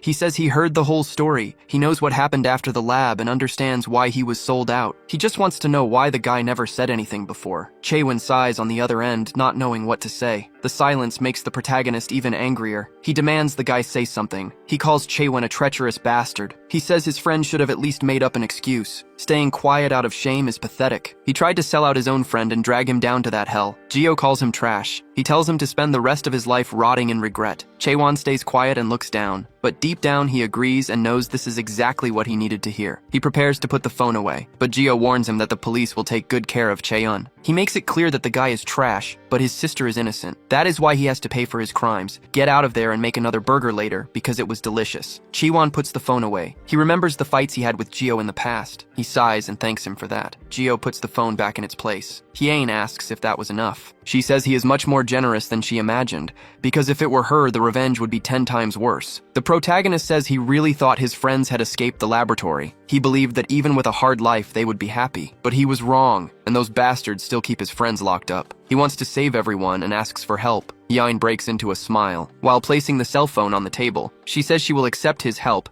but asks if he will be alright. Geo replies that it does not matter since he is no longer a weak skeleton. He vows to save his friends and tear the laboratory to pieces. Later at her house, Hye-in runs toward her sister. She hugs the girl and says she missed her terribly after going days without seeing her. Hye-ji asks her to stop, but Hye-in calls her adorable. The girl tells her she should have taken a shower as soon as she got home. Geo watches and thinks she is completely different here. He used to think she was terrifying, but she is the sweetest person in the world when she is with Hye-ji. The girl asks if Geo is alright because she heard he had a serious problem with his friend. Chae-won scratches his head awkwardly, but he replies that everything is fine since her sister handled it all. Hye-ji says that is a relief, and she asks if he wants some of the dish he could not eat earlier. Hye-in finds the topic strange, and her sister points out that she has not eaten yet. She mentions that her sister has to try the sweet and sour recipe she sent by text. Hye-in gets confused and asks if she was not joking, and she wants to know what bastard gave her the idea to make that dish. The girl replies that an artificial intelligence provided the cooking time and the detailed recipe. Hye-in indignantly wonders if that miserable machine was mocking a human being. The two start arguing over whether that thing is actually edible. Hye-ji confesses she changed the recipe a bit. She says the machine advised that vitamin C is good for fatigue,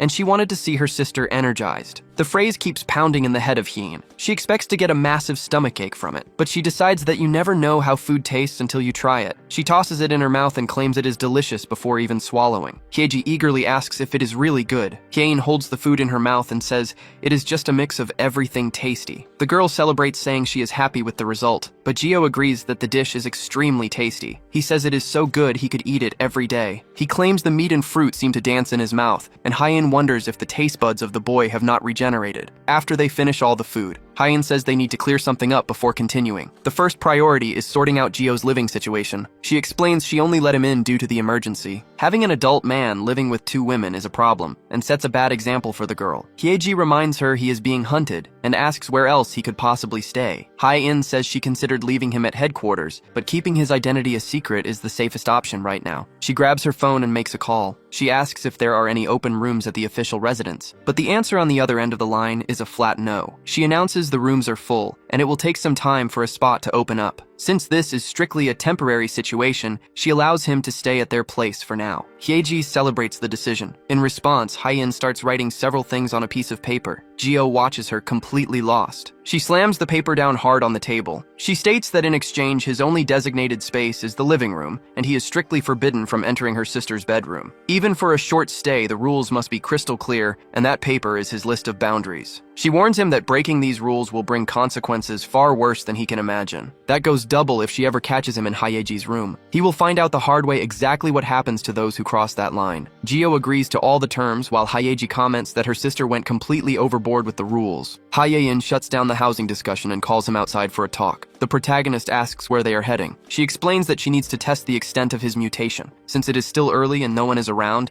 the location serves its purpose perfectly. She reminds him that he wants to help destroy the laboratory. To achieve that, she needs to know exactly what his abilities are. Gio explains that his body rapidly regenerates from injuries. This relies entirely on blood consumption. If he absorbs enough, the healing is almost infinite, but his power plummets the moment his blood supply runs dry. She states her absolute certainty that regeneration is not his only power. She watched his fight earlier and noticed brutal damage that only someone with absurd physical strength could inflict. The protagonist admits he has always been like this. He believes his modified heart makes his body vastly stronger than a normal human. The girl fires back that the aftermath of the fight looked far beyond just strong. Gio explains he never fully regenerated back at the laboratory. He only realized his true strength after escaping when he noticed he grows stronger the more blood he absorbs. Hyein concludes that blood serves as both his medicine and his raw fuel. She then turns her back to him. She tosses a grip strength meter right into his hands. She orders him to squeeze the device with every ounce of strength he has. Gio remembers seeing an identical device back at the laboratory. He grips the meter, unsure if this is really the right way to use it. He channels all his strength into his arm. He forces the flow of blood directly into his hand. He pours every drop of his energy into the crushing grip. But the immense pressure is too much, and he snaps the heavy device clean in half. Hyein stands completely shocked. She tells him that meter was built to withstand 500 kilos of raw pressure. She quickly realizes the boy packs more physical power than an adult gorilla. Gio apologizes for the destruction. He admits he had no idea he was that strong and blames the blood he drank earlier. She openly admits he is far more dangerous than she ever imagined. In that instant, several rocks suddenly launch into the air. The protagonist watches the bizarre scene completely lost. The rocks shoot directly toward him. Gio manages to dodge the sudden attacks with extreme ease, but one rogue stone catches him off guard and slams directly into his head. She says she controlled the trajectory randomly and that dodging one or two was already impressive. With that level of physical skill, he could only be a very high-grade mutant. Gio comments that the stones moved as if they had a life of their own and asks if her mutation is some kind of superpower. Hyein looks at him with a very strange expression. She tells him to stop being an idiot and says that mutations are still just in the realm of science. Her mutation is a state secret, and she cannot say anything. But she warns him that he also needs to hide his cards and not reveal that he is a mutant. In reality, he should know this much better than her. Gio agrees and thinks she is absolutely right. Ever since he returned to a human body, he has been using his powers without thinking about the consequences. At that moment, Hyeji appears and gets their attention. She lets them know she brought drinks for both of them. Gio vibrates with joy at the sight of it. Hyein smiles and finds it funny that he acts like a normal boy. Then she makes up an excuse about a work call and walks away. Gio takes a sip of the soda, and Hyeji asks if it is good. He immediately replies that the stuff is delicious. He says the drink is so sweet it seems to light up his brain. It is like flipping a switch in his head, and Hyeji is relieved, saying she is glad he likes it. Gio tastes something very familiar. He remembers when Chaewon gave him a burger to eat, and he realizes he drank that same thing together with it back then. Hyeji notices his face and asks what happened. Gio plays it off and says it is nothing major, but she is a bit confused by his reaction. He explains that he just remembered a friend for a second and thought of the whole crew. They were truly very close. She comments that you can tell how much he thinks about his friends and how much he likes them. Gio says they are like family to him. Remembering life inside the laboratory was horrible, but the moments with his friends saved everything. This made him forget a large part of the pain he felt. They were the ones who kept him alive and breathing in the middle of that hell itself. He really wanted everyone to have escaped together and be happy, but he ended up being the only one to get away. His friends remained trapped in the laboratory with nowhere to run. That is why he decided he would go back to save the whole crew, even if he needed to clash head-on with the organization and tear down the entire laboratory. Hyeji looks at him without fully understanding what he meant. She says she is not a mutant and does not know how she can be useful, but she wants to help in any way necessary. He just needs to say the word and she will do what she can. Gio is a bit surprised by her support but ends up smiling. A few days pass and they are at school. The girls gossip about the new student and plan to go over there to ask for his social media. Gio cannot believe this is real and wonders if he actually came. He is nervous, wondering if he will be able to fit in, and feels his heart racing. He has not even properly digested the whole situation yet. Ha-Yain had promised that if he got into that school, he would have the chance to reunite with a friend from the past. Gio takes a deep breath, trying to accept that he is finally there. He is left without a reaction, feeling butterflies in his stomach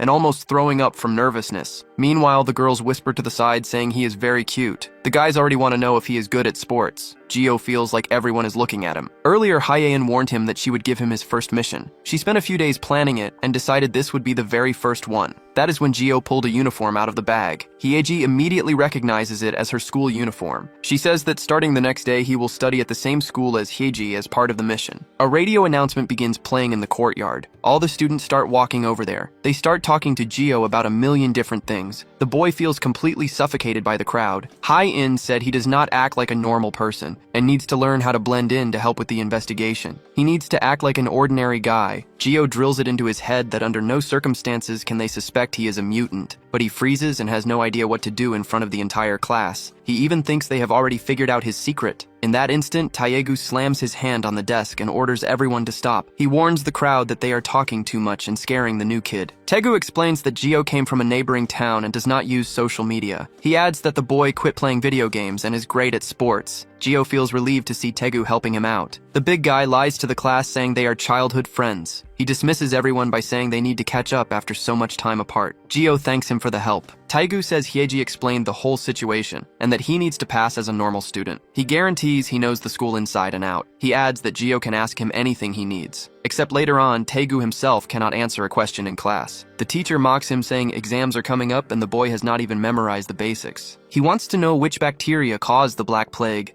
and Taegu complains that the teacher is underestimating him. The big guy confidently guesses that it was obviously COVID. The teacher smacks him on the head, saying the answer is wrong. Gio ends up laughing at the situation. Then the teacher turns around and asks why the new kid does not try to answer. Taegu thinks it is crazy for the teacher to put Gio on the spot like that, but the boy answers without hesitation that it was the Yersinia pestis bacteria. The entire class is surprised by the answer. The teacher tests him again, asking about the Indian social hierarchy, and Gio answers that it is the caste system. Everyone is left wide open in shock as he gets every question perfectly right. The teacher admits that it is unbelievable. He says he has never seen a student answer so quickly and asks for a round of applause for the new kid. Gio gets completely embarrassed by the attention. Meanwhile, Taegu is confused, thinking the boy was dumb. Later, he asks how Gio knew all that. He also wants to know about the incident the boy mentioned in class. Gio answers with complete calm that he has no idea either. Taegu completely fails to understand the answer. He immediately questions how the guy did not know the subject and still got everything right. Gio explains that back at the lab, the scientists let him borrow textbooks. He says he just read the books over and over again, and that thinking about making friends at school made him happy while reading. Taegu starts crying out of pity, realizing the boy memorized entire books just because he had nothing else to do with his life. He wonders what kind of difficult life that was. The next class is physical education. Taegu promises to show him something much more fun than reading. They head to the middle of the school court. The teacher announces they are playing dodgeball today. Since it is a joint class, they have to split into 2 teams. Taegu calls class 1 a bunch of losers, and the kids from class 2 immediately fire back. Gio asks what dodgeball is. Taegu explains the basics. He just has to throw the ball from his zone and dodge any attacks aimed at him. He tells Gio not to worry and just trust him. But a split second later, a ball slams right into his face. The students from class 2 burst out laughing at him. Taegu tries to play it off and claims the hit only tickled. But this is no time to worry about him. In the end, Gio is the only one left standing on the court. Dodgeball is not exactly his strong suit, but the rules are simple. He just needs to throw and dodge the ball. The catch is that he must use only half of his raw physical strength. He tries to remind himself to hold back. Gio repeats this over and over in his head. He keeps wondering how to actually use just half of his power. An opponent readies a pitch and warns him to pay attention. The guy throws the ball with full force. Gio spots the ball speeding toward him. He dodges the attack with absolute ease. He keeps trying to figure out how to control his own power. He mutters this to himself while effortlessly dodging every single ball thrown his way. The whole class stares in shock, saying he plays like a professional. The new student is completely insane, especially since he dodges every attack without even moving his legs. He makes the entire second class look like absolute fools. Taegu whispers for him to stop showing off. This is not exactly what he had in mind. Gio gets confused and asks if he is doing it wrong. In that brief moment of distraction, a ball slams straight into his face. The boy who threw the ball gasps for air, completely exhausted. The class panics, thinking the throw was way too brutal. Gio immediately gets a bloody nose, but he just laughs it off and assures everyone he is fine. A friend nudges Hyeji. She points out how handsome the new student is and how naturally gifted he is at sports. Hyeji agrees and notes that he is adapting to the school incredibly well. The afternoon passes. Taegu asks how his first day of school went. He admits that keeping Gio's secret is far from easy, but he reminds his friend to just ask if he ever needs anything. Gio looks down and nods. He realizes that no one is trying to control him here. People are free to say whatever they want. Even in the cafeteria, a person can buy whatever they want as long as they have money. He confesses that this entire experience still feels incredibly strange, but at the end of the day, he genuinely had fun. He knows he would have never experienced this life if he had not met the two of them. He deeply thanks them for everything. Taegu immediately cuts the emotional tension. He tells Gio to stop being so sappy because there is still a lot left to teach him. Somewhere else in the city, some gangsters approach asking if there is any news from the lab. They do not realize the merchandise was diverted. They mention they only need a few more days pretending to be good guys and the job is done. But suddenly one of them tells the others to wait. He wants to know who that guy is over there. The young man says they arrived early and he did not even have time to finish eating. The gangster orders his men to get the beggar out of the way. The young man struggles to break free and warns them that he is not done with his soup yet. The gangster asks what is wrong with this lunatic. The young man comments on his face. He asks why it was so hard to see. Then he takes off his sunglasses and says it is much better this way. The gangster throws a direct punch to his face. He warns the guy to get lost while he is still being nice before he loses his life. But in reality, the gangster shatters his entire hand on impact. The young man tells him to stop whining like a baby and stands up right after. He says he knows they are coming back from the lab with money and asks how much it is. The heart of rock activates in that exact moment. Do Young Kong warns them that he will take that as payment. Meanwhile, at a school soccer game, Gio thinks that it has already been a week since he started attending classes. The first mission the leader gave him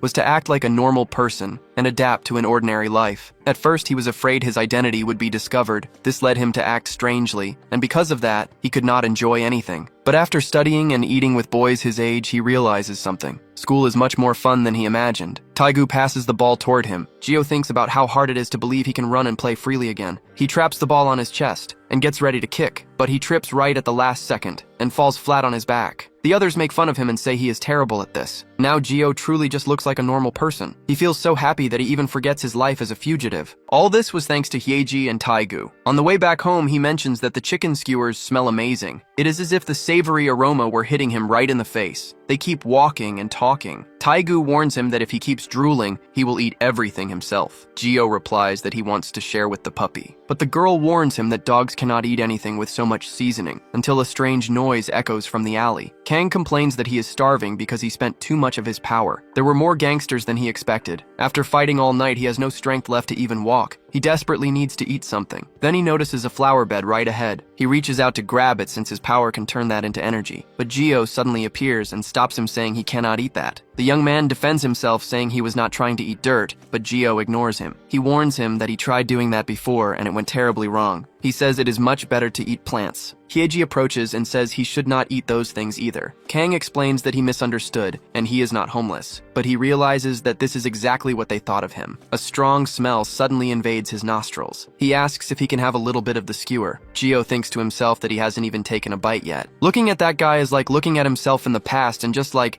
Hyeji did, he feels he should show a little kindness. So he offers the guy a bite. Kang opens his mouth eagerly. He eats the entire skewer shamelessly right in front of the protagonist. Right after that, he lets out a loud burp and lets out a sigh, saying it feels like he came back to life. He gives thanks for the food while Gio keeps complaining about his lost skewer. The young man guarantees he will return the favor. He pulls out a bag full of money and holds it in his hand. Everyone wonders if he wasn't homeless after all. Kang hands it over and says that this should be enough to pay for it. He steps forward to grab the money, but the bag vanishes from in front of him in the blink of an eye. Two thieves ride past on a motorcycle and take the bag of money. They keep accelerating and robbing everyone along the way. Hyeji warns that she will call the police immediately, but she gets distracted and wants to know where everyone went. The three of them run off screaming that they will not let them take the money. The thieves see that they are being followed and mock them, thinking no one on foot will catch up to a motorcycle. Gio decides he will chase the guys alone. Taegu thinks fast and knows that if he uses his power there, it will be a problem if there are witnesses. So he grabs onto Kang's pants to get in the way. He questions what the brat is doing. Gio sees that the street is empty and no one is watching. He takes the chance and activates his mutant heart. He starts running at the same speed for a few seconds, but the pace changes completely right after. The thug looks back very quickly. He realizes that the protagonist is running like a madman and catching up to the motorcycle. He is in shock and wonders how a guy can keep up with their speed. At this, Gio leaps to try to grab the bag, but the thieves manage to dodge it by a hair. Gio hits the ground and rolls backward. The guys wonder what kind of crazy person that was, and if they had managed to escape. But the thief gets an even bigger scare. The distance is not increasing,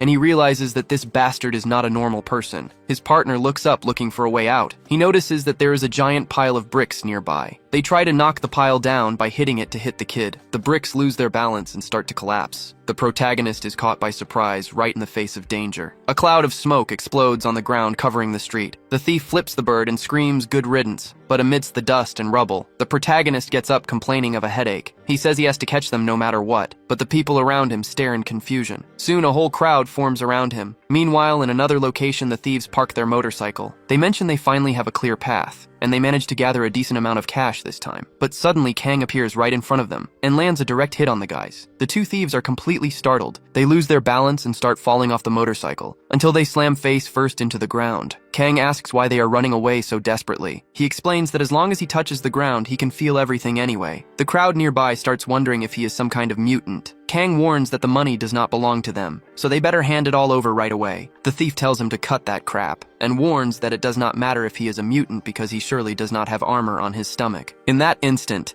the other guys start revving their motorcycles. The thief laughs and says that place is their hideout. He says it is the perfect moment and they will end up selling Kang too. Kang just asks if that is really what they wanted. Then he touches the ground and notes there are actually few guys there. His stone heart begins to react. The vibration of the entire earth gathers straight into his hand. The bikers start charging at him, but suddenly, the ground begins to shake with massive force. It looks as if an earthquake is happening. They are left confused because even pillars start sprouting from the ground. Kang warns he will bury that entire hideout with everyone inside, and right after he closes the crack that opened up. Far from there at the police station, the secretary hands a file to the team leader. He informs her that those are the details on the target she had requested earlier. Hien notes it is about the construction company suspected of having ties to the research lab. She notices the team leader appears to be quite young and thinks she should call Gio. The secretary asks if the guy in the file is a relative of that boy, but she replies that no one knows for sure. She says he could very well be the friend Gio is looking for, or maybe it is not him, but it is a clue. Her instinct tells her he is definitely the friend of Gio. Back at the office, Gio enters shouting and demanding to know if she found his friend. She tells him to calm down because she still is not certain of anything. She compliments how well the uniform fits him and asks how things are at school. Gio says everything is going great, but being at school makes him miss his friends even more. But he cuts the topic short and wants to know what she meant by finding his friend. She hands over the paperwork and explains they are investigating a target who is the same age as him. She asks him to take a look and see if it is the friend he is searching for so badly. Gio takes the papers and analyzes the face of the guy in the photo. Then he realizes and says that is the homeless man he saw earlier. He remembers that the guy ate his whole chicken skewer earlier. The girl explains that his name is Dongwook Kang. Gio says he does not recognize the face at all. He explains his eyes were bad in the lab and did not regenerate, but guarantees he would know his friend if he saw him in person. He states he has never seen that name or face until he realizes what might be happening. He asks her to wait a moment. He notes that this ability to turn to stone is very specific. That power belonged to Do Young Kang, his friend from the lab. With that power, it has to be him. Gio asks if the man in the picture really uses rock-based powers. She confirms and says the ability is called Rock Heart. Gio asks where this guy is now. Hien explains he is working with the lab just like Chaewon. She says that is probably how he became the boss of a multi-million-dollar construction company. She says it is just circumstantial evidence for now, but she is certain of the connection. Gio repeats repeats the fact that he is in the same boat as Chaewon. Hyun asks if he is up for the mission she prepared. A smile spreads across Jio's face. He replies that she can be absolutely sure of it. She explains there is a construction labor company called Hodon Construction. Do-hyung Kong is the boss of that company. She says he will go undercover to the construction site where Do-hyung Kong is currently working. The goal is to find his friend inside, and then find out what kind of deal he has with the lab. But she warns him to keep in mind that his friends have changed. Do-hyung is much more deeply involved with the lab than Chaewon was. She tells him to stay alert and question everything. She notes it will be even better if he can convince Do-hyung to switch sides. That way, the lab that hides and exploits test subjects will lose its power, and they can finally bring the whole truth to light. The scene cuts, and Taegu gets startled in the middle of his work. He reflects that he promised to help Jio find his friend,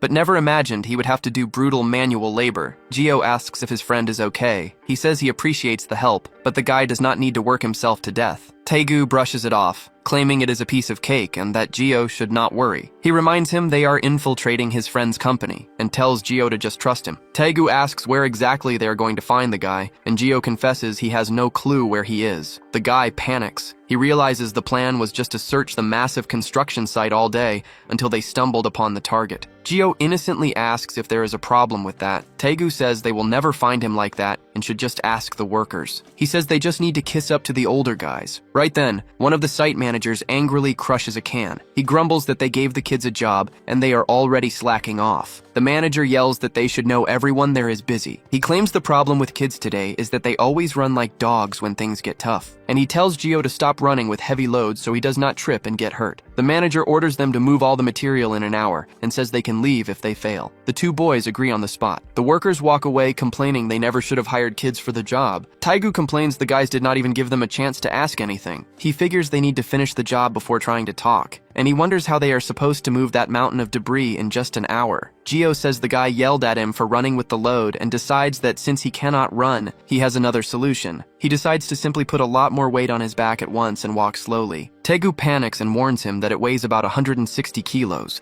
something no normal person can lift. The construction workers are surprised by what they see. They stare in awe at Jio moving so fast. He tells them he is just walking very fast. Taegu runs after him, asking him to wait. They wonder where this absurd strength comes from. Then Taegu announces they have moved all the cement. They finish everything in less than an hour, and Taegu wants to know what to do next. One of the workers comments that they have energy to burn. He points out there is more cement on the other side, but before he finishes his sentence, Jio is already running. He flies past all the workers with the cement bag. The men become increasingly shocked. Soon they announce that they are done moving the cement. They ask how else they can help. They start working with the cement. They hand the tools to the workers. They even carry all the wood by themselves. The men change their minds and comment that unlike most young people, these two are hardworking and fast. Someone says that if every kid worked like this, they would be welcomed with open arms. Suddenly, one of the power cables starts whipping through the air. The wire moves dangerously as it disconnects. A young man yells for everyone to step back. Mr. Song is almost struck directly by the cable, but Jio steps in front of it right away. Song yells out his name in worry. Jio withstands the energy discharge without a problem. Finally, someone manages to turn off the power. Jio sits on the ground. Everyone gathers around him to see if he is all right. Jio says he is fine and did not get shocked while thinking that was a close call. Since the current was not that strong, he did not get burned, but he almost revealed he is a mutant. The workers tell him they owe him one now. They start treating Jio extremely well because of this. Jio thinks it is good that things worked out,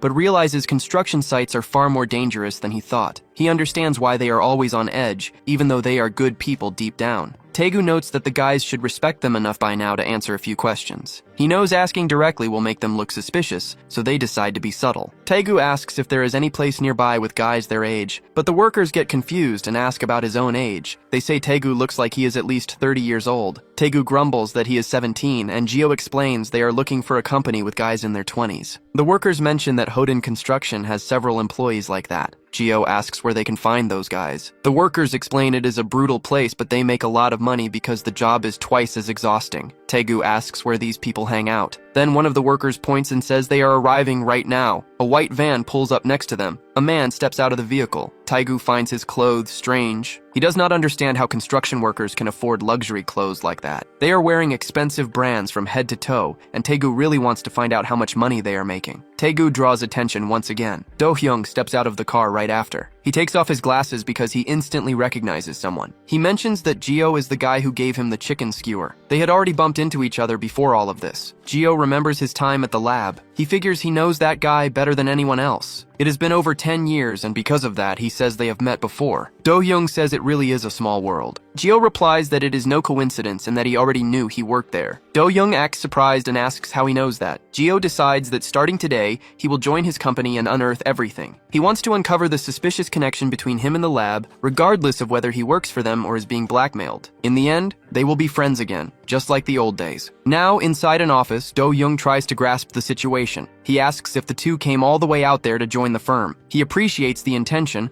but warns that things are not that simple. Gio thinks he already expected that answer since he has always been a man of strict principles. So he states that the boss will soon realize just how much he needs him. Do-hyung fails to understand what he means by that. Gio tells him he will show it in practice. He gets up from his chair while everyone else remains clueless. Gio moves the cup and folders around on the desk. This catches Do-hyung completely off guard. After all, the kid starts rearranging everything in the room. Taegu asks what he is doing and tells him he cannot just touch the belongings of others. The other guys also stand confused by the scene. To finish it off, Gio pushes a cabinet to the side. He announces that the job is done and explains that this is the most efficient way to use the space. The guys start complaining, but Do-hyung raises his hand, calling for silence. He asks Gio to explain why that setup is more efficient. Gio says he is right-handed, so the coffee needs to be on the right side. He also adds that the folders must follow the order of their arrival dates. Meanwhile, the pen holder stays in a corner where it is not in the way, but remains within immediate reach. Do-hyung asks the reason for moving the cabinet. Gio explains that the furniture blocked the window, giving a direct view of the construction site. He notes that for a boss who needs to manage everything, that view is essential. The others shout that this is a joke, and that they organized it all like that for a reason. Gio fires back, saying that if they actually knew anything, the accident today would not have happened. He clarifies that efficiency is not just doing things fast, but creating an environment anyone can grasp instantly to react in times of danger. He claims that this is how real efficiency works, and it is the only way to prevent accidents. Do-hyung agrees and notes that they did not even realize something had gone wrong at the site. He asks if the site manager even knew about the accident. The manager answers that he still has not seen the official report, and Do-hyung asks if he needs a piece of paper to see what is right in front of him. He says they should just look at the materials scattered across the floor, or notice the missing workers. The boss states that he should have known about the issue just by looking at the delay in the schedule. After delivering that brutal scolding, he points his finger at Gio. Gio stares at his finger without saying a single word, but Do-hyung cracks a smile. He bursts into laughter and says Gio just pointed out a massive blind spot that even he missed. He decides it is time to reassess everything from scratch while Gio thinks about how he was the one who taught him that in the past. Do-hyung organizes the stretchers and says the work becomes much more efficient this way. The protagonist gets excited and mentions he was worried about the team getting hurt and also wants to learn how to do that. Do-hyung looks a bit shy and offers to teach him how things work around there. Back in the present, he points at the protagonist and announces he starts at the company today. He explains he needs to step out to take care of some things and wants to see all the paperwork done by the time he returns. Gio bows his head in thanks, and Taegu gives him a compliment. The protagonist notes he knows Do-hyung better than he realizes, and now just needs to figure out what kind of business he is running with the lab. Taegu notices that even so, the atmosphere is far from welcoming. All the guys around them are absolutely furious. An hour later at the construction site, the tension lingers. Taegu complains they are stuck doing the heavy lifting until the boss comes back,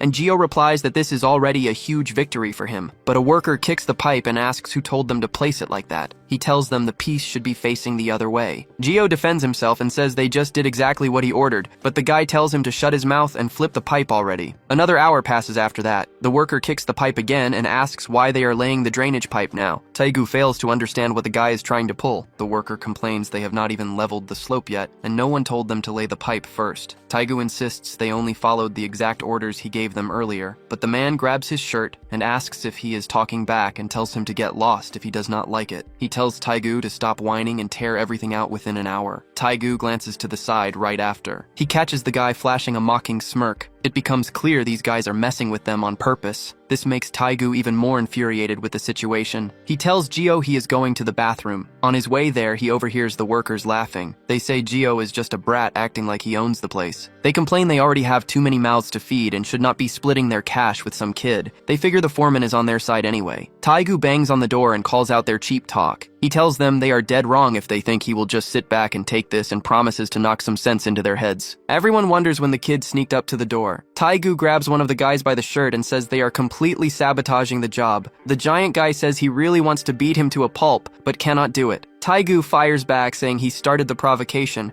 and that he also knows how to use his fists very well. Another guy steps in to break it up and warns them not to start a fight. He says the kid does not even know the basics and should be thankful he got hired because of his friend. Taegu gets even more irritated by the sheer audacity of the guy. He demands to know if the guy thinks they are the only ones working and if he thinks he is stronger than everyone else. The worker replies that if that is the case, they can settle this another way. He challenges Taegu to settle everything with an arm wrestling match. He promises that if Taegu wins, they will show respect and stop bothering them. Taegu thinks this suddenly turned into a very childish game, but he knows the guy picked the wrong person to challenge. He is absolutely sure he will turn that mocking look into pure regret in a matter of seconds. But Taegu has his arm slammed against the table before he can even react. The young man is left completely bewildered. He tries to process what just happened. The opponent is truly skilled. If this were a real fight, he would be screwed. The guy announces that both of them need to resign now that he has lost. The rules are clear. The loser packs his bags and leaves. Taegu realizes this was their plan all along. His arm hit the table only once, but the pain is unbearable. To make matters worse, the man squeezes his hand even harder. He warns that they are going for another round. Taegu raises his free hand and apologizes. He says he accepts defeat, but his friend will not agree to this. That is why they should try to settle the situation another way. The worker says he will handle the friend himself, but Taegu warns that it will do no good. No one there will be able to break that guy's stubbornness. Taegu knows that if Gio gets involved, he will destroy them all. He begs them to just let the matter go. But the guys state that it does not matter if they leave on their own. They are leaving either way because they will have their hands crushed right there. The man starts slamming Taegu's hand on the table repeatedly. Taegu cries from the sheer pain. The aggressor raises his arm to slam his hand one last time. In that instant, Gio places his hand on the table. The atmosphere in the room shifts immediately. Everyone is left speechless. Taegu calls out Gio's name. Gio announces that his arm wrestling rules are different. He challenges the guy to a real match. The group that was previously serious erupts into laughter, but Gio maintains a cold expression. Taegu says they are nothing but a bunch of cowards. The guys declare that the rules have changed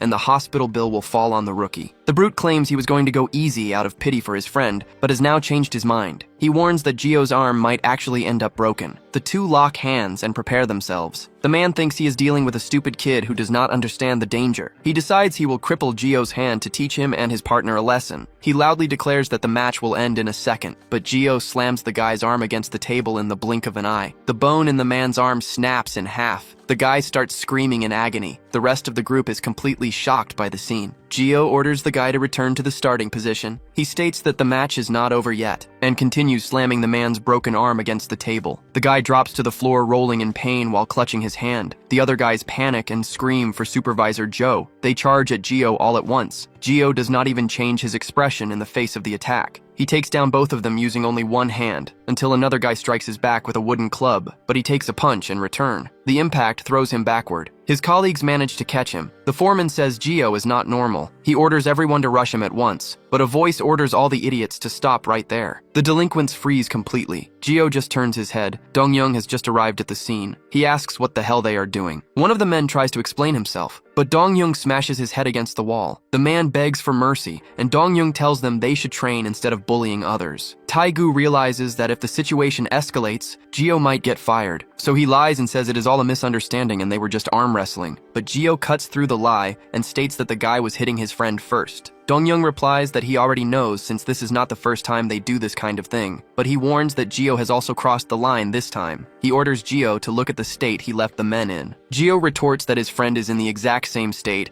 and Taegu has a hand so swollen he cannot hold a thing. He explains he had to strike back just as hard, so they never mess with them again. Dong-young notes that the boy keeps talking back to the bitter end. He states he has been lenient so far, but Gio is practically begging for a beating. Gio replies that he does not want to get beaten, but has to speak up because nothing changes if he stays quiet. Dong-young realizes the striking similarity of the situation. It reminds him of the past when he himself said the experiments would continue no matter what. Gio repeats that silence changes nothing. He declares he can endure anything but will never stand by and watch a friend get hurt. Dong-hyung admits the boy strongly reminds him of his past self. Taegu laments that they are getting thrown out on the street. But Dong-hyung asks where he got that idea and states that Gio will not just run away after causing trouble. Gio is surprised to hear this. Dong-hyung explains that the man with the broken arm is going to the hospital and someone needs to cover his shift. The foreman interrupts and suggests the other guys can take the shift instead. But Dong-hyung tells him to shut up and warns that he is hanging by a thread to keep his temper. Gio asks if he just needs to do the job in place of the injured man. Dong-hyung tells him not to worry about the details and just show up at 5 in the morning because he will train the boy himself. The next day at the agreed time, Gio assumes it must be some lab secret. He tries to imagine what kind of work they have planned until Dong-hyung spots him. Dong-hyung orders the boy to follow him because they are heading deep underground. He presses the button of an old elevator. Gio wonders if there really is a basement down there. The old freight elevator descends into the sublevels, and Gio tries to figure out what the man is hiding. Dong-hyung asks if the boy is nervous, and Gio admits he is just a little. Dong-hyung jokes that yesterday he did not care about confronting the boss, but now he seems to be losing his nerve. Gio firmly replies that he simply cannot stand watching a friend face such cowardice. Dong-hyung agrees and says that is far better than those idiots who are all talk, but he seriously warns that Gio must never pull a stunt like that again. He makes it absolutely clear that if he causes any trouble down there, he will not leave alive. The elevator finally reaches its destination. Dong-hyung announces they have arrived. Gio notices that beneath the construction site lies an endless underground tunnel. He wonders what the guy is planning to do with the lab. Dong-hyung says everything he sees here is a corporate secret. He orders Gio to move all the barrels to the designated areas. Gio asks what is inside, and Dong-hyung tells him not to ask questions. He demands that all barrels be moved by the end of the day without complaint, since it was Gio who beat up his men. He turns his back and tells Gio to start working. Gio smiles in relief, feeling good to see his old partner after so long, and almost reveals who he really is. But first, he needs to find out what they are plotting, and only then will he reveal his identity. He focuses on the barrels, really wanting to know what is in them. They are tightly sealed and clearly should not be opened, but he decides to force the lid anyway. He rips the lid off with extreme ease, and soon notices the contents inside. He instantly recognizes that chemical smell from the lab. He sticks his hand into the liquid to feel it. He knows that if he absorbs it into his blood, he will find out what it is. He gets startled in that instant. It is the exact same feeling as when they threw that at him before. His arm comes out of the barrel completely disfigured. He realizes it is the same toxin used in the experiments on him. He wonders what Kang Dong-hyung is plotting. He thinks he needs to warn Hae-in fast since this is proof of a connection. In another room, Dong-hyung watches everything through the cameras. His hands start turning into stone. He mutters to himself that he already figured the new guy was not just an ordinary punk. Now he knows he is a real mutant. The fact he opened the barrel shows he might belong to some organization trying to steal the chemicals. He decides he will find out everything as soon as his men catch him. He warns over the radio that the intruder's power is regeneration and orders his men not to hold back. He wants to find out the exact limit of this healing and states that he will finish the guy off himself in the end. Gio wonders what Dong-hyung is trying to do with all this. He realizes the guy knew from the start and approached him on purpose. He thought Dong-hyung was just a naive idiot, but he was dead wrong. It becomes clear that Dong-hyung knows him better than he thought and even manipulated his emotions carefully. He was closely analyzed, which proves his infiltration was already expected. Gio admits he has no idea what the guy really wants. Suddenly the door opens and a bunch of thugs show up. Gio realizes he chose the wrong target to mess with. The guys tell him to bring it on and say they already know everything. He is surprised by their reaction. He asks what is going on, and they mention they saw everything on the camera, and they curse him as a mutant bastard. They all charge at him at once, but Gio sends the first one flying away with a single strike, and begins dropping them one by one without mercy. Dong-hyung wonders if he is a mutant with body reinforcement. The protagonist realizes he has no other choice.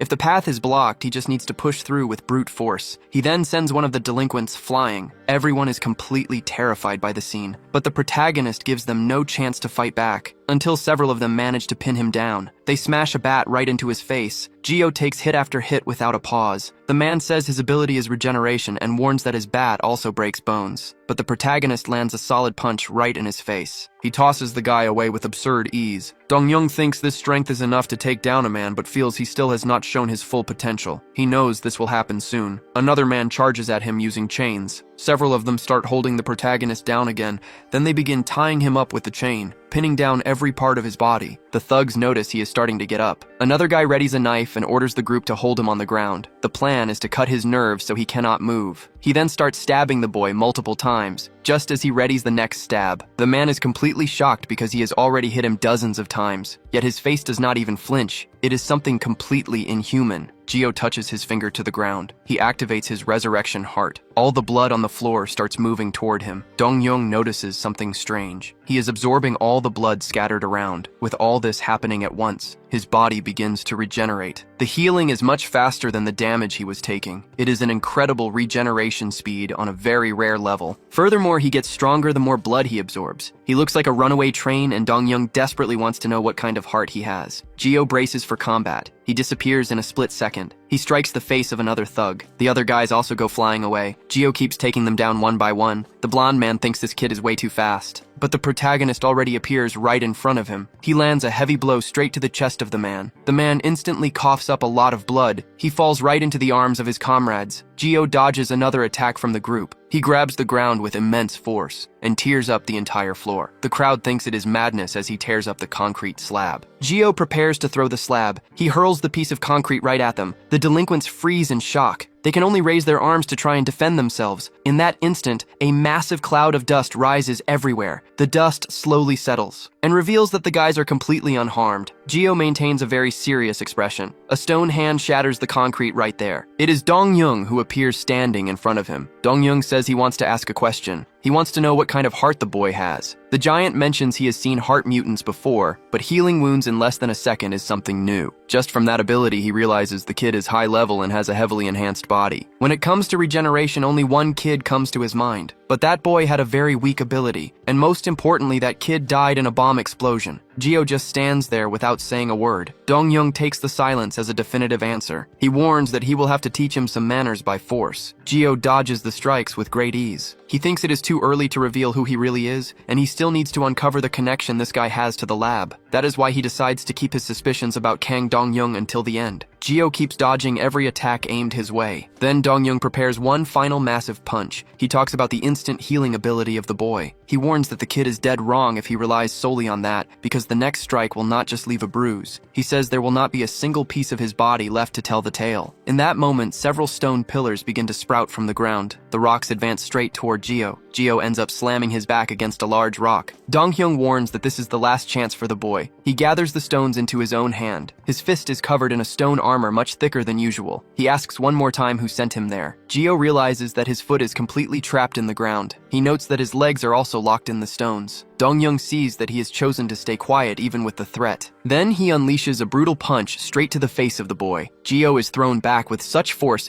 that he crashes right through the rock wall. The factory crew is terrified by what they just saw. Dong-hyung remains standing in the same spot. Meanwhile, the head of Gio is torn off and goes flying through the air. The blow was so forceful that his body is split apart. The remaining part of his body begins to fall to the ground. The delinquents are in shock at the absurd violence of that attack. Suddenly, the severed head of Gio starts spouting blood in a strange way. The blood acts like a glue that pulls his head back to his neck. Ultimately, his body completely regenerates in that exact moment. Dong-young is shocked to see the guy back on his feet even after having his head ripped off. The protagonist takes advantage of this and delivers a heavy punch to his stomach. This makes Dong-young wonder if he is still regenerating and growing stronger. He is thrown back by the force of the blow. Dong-young plants his foot on the ground and slowly slides backward until he manages to stop and face the protagonist head-on. He warns him that the attack was no big deal and says that flesh and bone cannot pierce his stone skin. He tells him he will only end up breaking his own arm, but he soon realizes he spoke too soon, because as he spoke, the protagonist's arm was already almost completely healed. This is surprising and makes him remember something. The image of Kim Gio stays stuck in his head. Back then, the boy took hours to heal an arm, but now that face will not leave his thoughts. Meanwhile, this mysterious guy can regenerate instantly even without a head. He decides he cannot mistake that kid for the monster in front of him. He thinks a guy with this level of power must be from some organization trying to steal information about the laboratory. But it does not matter to him who the guy is, because he guarantees nobody will lay a finger on the lab and launches a stone attack. Gio ends up trapped in the middle of the rocks once again, but this time he breaks through it all himself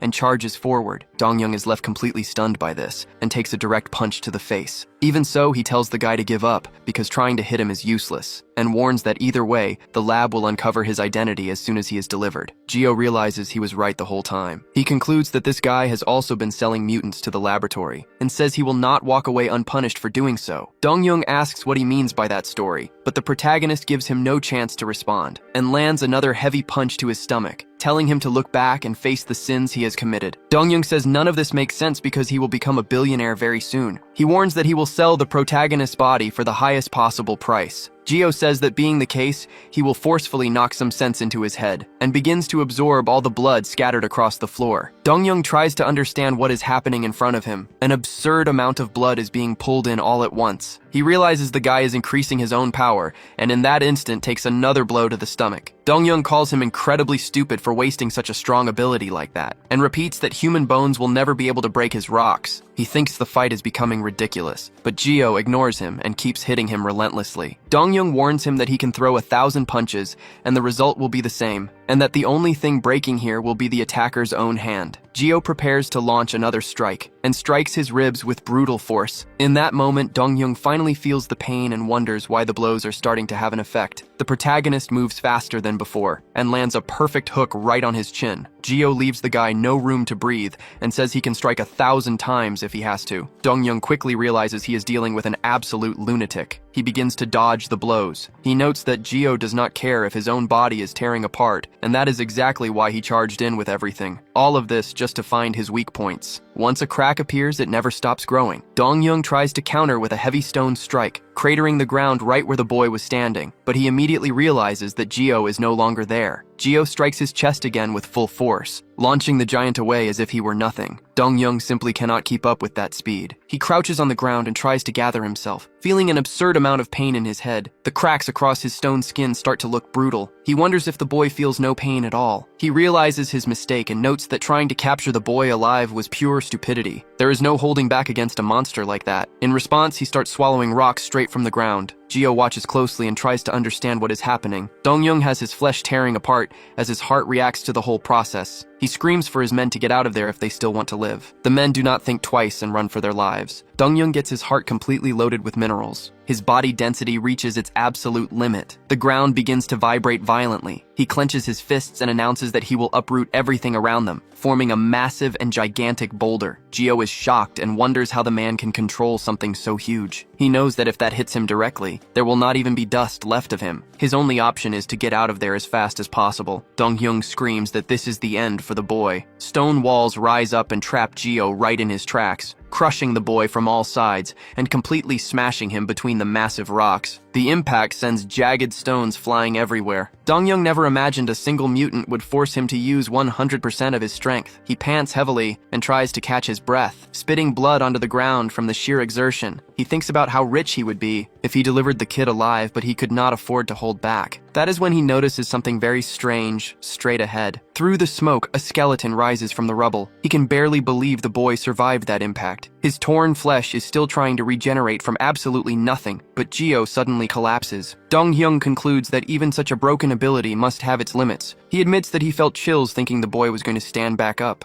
At least there is still something left to send to the lab. Then the unexpected happens. The skeleton arm begins to move on its own, touching the ground in a completely bizarre way. Dong-young freezes completely and says, "This is impossible." All the blood on the ground begins to flow straight toward the boy. The blood begins to be absorbed by the skeleton arms. Gio charges forward even though he is nothing but bone. Dong-young had never heard of an immortal mutant before. He realizes this is no ordinary regeneration. His ability simply denies death itself. Then the protagonist lands a solid blow right to his abdomen. Dong-young starts coughing up a lot of blood. The impact throws him straight into the warehouse wall. He falls to the ground right after. He coughs violently as the protagonist slowly approaches. Dong-young asks what kind of power that is. He lifts his head and looks up. He demands to know who the guy really is, but suddenly he understands what is happening. He cannot believe his eyes. That skeleton looks just like his friend from the past. He wonders if his friend had not lost his life back then. He asks if it is really him standing there. Then he calls out the name Kim Gio. Dong-young wonders why he hid his ability and tried to infiltrate this company. Gio touches his hand to the ground once more. Dong-young thinks he is focusing his power again. The protagonist prepares to charge with everything he has. He realizes Gio is actually trying to kill him. He knows he cannot survive another hit like that. That is why he screams the name Kim Gio again. He asks if Gio is really going to try to kill his own friend. He tells the idiot to stop hitting him. Gio stops his punch in midair right on time. Later in the company room, Dong-young starts thinking about Kim Gio. He brought the guy to the office to calm things down and talk, but that Gio is not the one he knew, and everything is different from his personality to his abilities. His regeneration is completely insane to the point that the guy is literally immortal. He wonders how much his friend has changed. Then he offers the protagonist some coffee. Dong-young sees the situation as a massive victory since Gio has a soft heart, and keeping a guy like that under his command would be a huge triumph. He thinks he knows his friend very well. He says he thought his friend had lost his life in the past. Dong-young wants to know why he hid his identity and even pretended to be a worker. Gio cuts the talk short and tells him to give him his hand before they speak. Dong-young extends his hand without understanding what his friend wants to do. He mentions that he got hurt a bit earlier when he was scratched, but Gio says he already knows, and that is exactly why he asked for his hand. Then the protagonist begins to concentrate. In a memory of his training with Hien,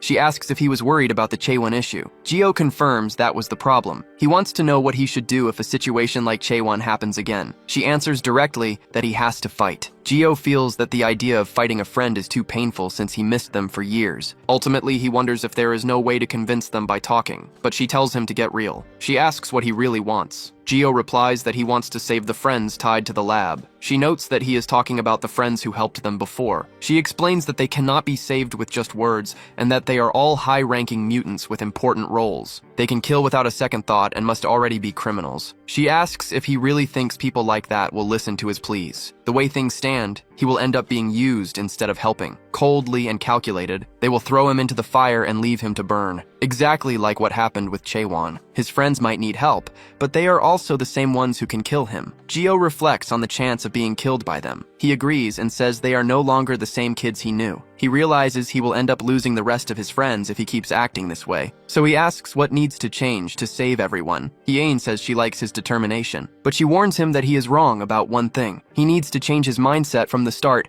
and stop thinking of them as friends. If he really wants to save everyone, he needs to stand above them. Gio does not understand what she means by that. The girl bites her own finger. She tells him to try absorbing her blood. Back in the present, Gio says he finished what he had to do. He warns the guy not to lie from now on. In that instant, he begins focusing on the target's heart rate. He says he can clearly hear his heartbeat. Dong-kyung does not understand how he is doing that. Gio explains that he absorbed the blood and can hear heartbeats thanks to Hyen's power. She had explained earlier that investigators reported that blood mutants can sense heartbeats. If he can read intentions through heartbeats, he will have a huge advantage in the conversation. Gio asks why the guy works for the lab when they suffered there for 10 years. He demands an immediate answer. Dong-kyung is shocked to realize he really can hear his heart beating. He sees the boy has returned as a complete monster and wonders what happened. The man says he only needs to know one thing. He asks what Gio's goal is. Gio states clearly that he wants to destroy the lab. Dong-kyung spits his coffee and asks if he is serious. The boy confirms and asks the man's level of involvement with the place. Dong-kyung tells him not to be reckless and warns that no one can take down the lab. Besides, he points out that all their friends are trapped there right now. Gio stands his ground and says he will destroy the place and get his friends out. The man says he will not help at all because he does not want to be an enemy of the lab. Gio says he is just taking his information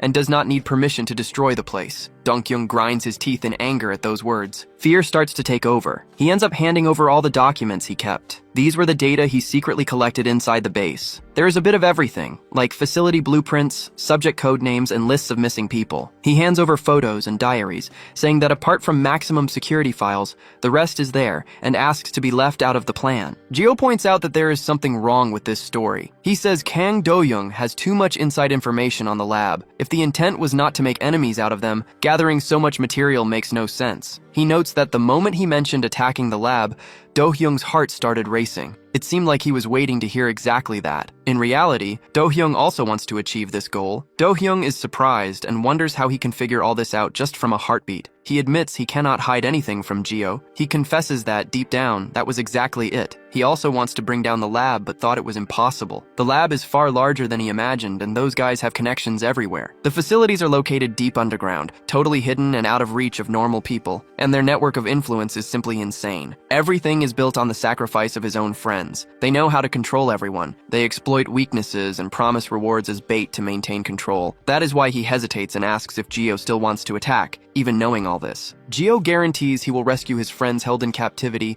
and ensure the lab can never use them again. He states that no matter the size of the enemy, he will not change his mind, but he warns that he needs Kang Do-young's help. Do-young recalls he already tried before and warns that just the two of them will not be enough, no matter how strong they are, but Geo reveals he is not alone in this. Do-young is surprised by the information. Geo asks if he has ever heard of Song Hye-in. Do-young asks if she is the leader of the mutant team. He knows she is the one even the lab avoids contact with, considered the strongest mutant in history. He does not understand why this monster's name is coming out of Geo's mouth. He asks if she is backing the plan, and Geo confirms, saying he can meet her right now. Do-young thinks that if she is the one providing support, maybe it will be possible to convince his friends, especially since Kim Jo was close to all of them. He knows it is madness, but wonders if he can really trust him. Geo simply asks him to believe. The young man sighs, commenting that he appears out of nowhere and turns everything upside down. Then he shakes Geo's hand. He agrees and says they are moving forward, in a completely strange and grim location elsewhere. A man calls for test subject 0032, Lim Na-rin. He says she is the regeneration subject destined to replace him, and he cruelly warns her that no one is coming to save her. In the office, Hye-in notes that he was a test subject just like Geo. She reveals he currently operates Hoden Construction, a company specialized in foundations and underground works, all done to support the lab, and she asks if she is right so far. Do-young acknowledges she knows a lot and concludes she must have been investigating him from the start. She confirms he was on the suspect list for a while, and they already knew about the fake identity, connected to the lab just like Geo. Do-young states he cannot find this amusing,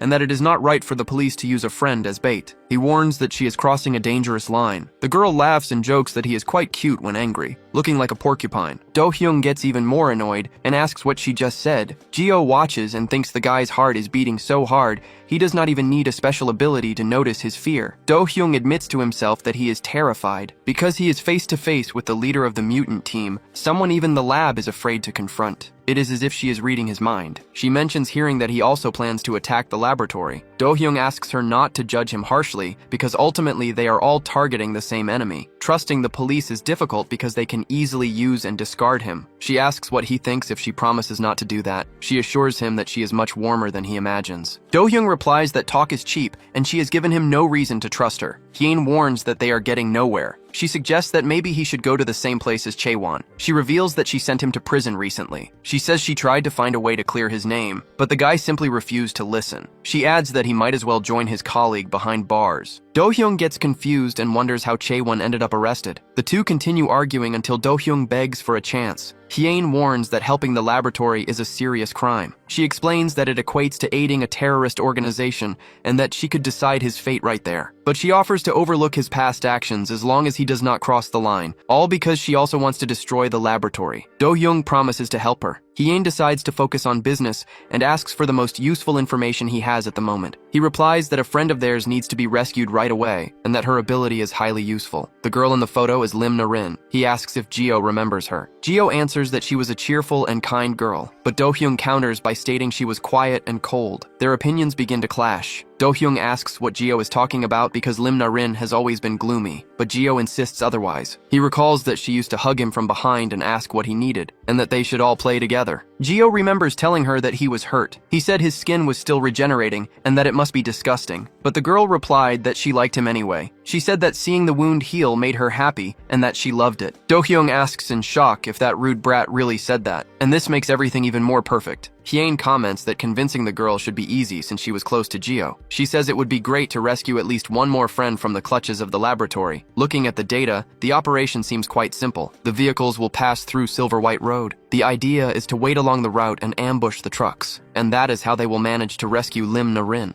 Do-hyung warns that the laboratory might find out if he moves and asks about their protection. Hye-in explains that this is the exact time the police need to block the neighboring roads. She adds that they will cut communications for a while and prevent the arrival of reinforcements. Do-hyung thinks that having police support and a high-ranking officer on their side is very convenient, so he understands the plan and agrees to help. Later they arrive at the agreed road. The two lie in wait behind the mountain. Do-hyung asks again if Lim Na-rin was not a complete psychopath sociopath. He says she committed all sorts of wicked acts, but Gio saw that as kindness. Do-young claims she is completely insane no matter how you look at it. He recalls that normally the laboratory would discard someone with a useless ability, but they put up with the girl. Then he asks another question. He wants to know how Chaewon ended up in prison. Gio answers that his criminal record was too extensive for the police to overlook. Do-young notes that rumors say he did all sorts of heavy stuff, so it is no surprise he got busted. He reflects that in recent years without Gio around, a lot has completely changed. A lot happens while he is away, and hearing about him is also a huge surprise. He believes the guy is still alive only because he assumes his heart just has a simple regeneration ability. Gio mentions he also has no idea he would recover this much, adding that his regeneration was quite slow when he was young. Do-young states it is good to see him doing well, especially since he lost touch with most of his friends. He remembers the mutant stun guns and capture tools, along with the sounds of his friends being dragged away. He still remembers everything perfectly, and just hearing the word laboratory makes his body react on its own. He becomes completely terrified, reacting just like the famous conditioned dog of Pavlov. Even now, he feels like he is going to spiral out of control. He then asks if his friend is not afraid of the laboratory. Gio remains silent for a few seconds, but he soon admits that he is also terrified. The problem is that he lost someone right in front of his own eyes. Losing a friend hurts much more than having his own body torn apart. That is why he plans to tear that laboratory out by the roots. He has already felt enough fear, and now he is tired of running. The time has come to erase those people from history. This time, he promises to become the ultimate nightmare for the laboratory. Meanwhile, Hien tracks the cargo from afar using binoculars. She reports that the targets have passed and that they can now block the road. The secretary gives the orders immediately and activates the signal jammer. Do-hyung announces that his group is also ready. Hien reviews the plan, stating they will keep communication to a minimum because they cannot risk being detected by those bastards. Everyone there is counting on the command of Kim Gio. The young man takes a massive leap and heads straight into the action. The truck driver is left completely confused by the scene. He wonders what is falling right in front of him. From afar, Do-hyung tells himself that he will also overcome his own fear. In that instant, he uses his power to mold the stones on the ground. The driver immediately questions if that guy is a heart mutant, but suddenly, all the cars come face to face with a massive wall of rocks, leaving no way out for the vehicles to escape. They end up crashing their cars straight into the wall. Do-hyung notes that the metal is incredibly resistant. Not a single scratch remains on the transport vehicle after the brutal crash. The driver gets on the radio and reports that they are under attack. He screams for the guards to protect the test subject's transport vehicle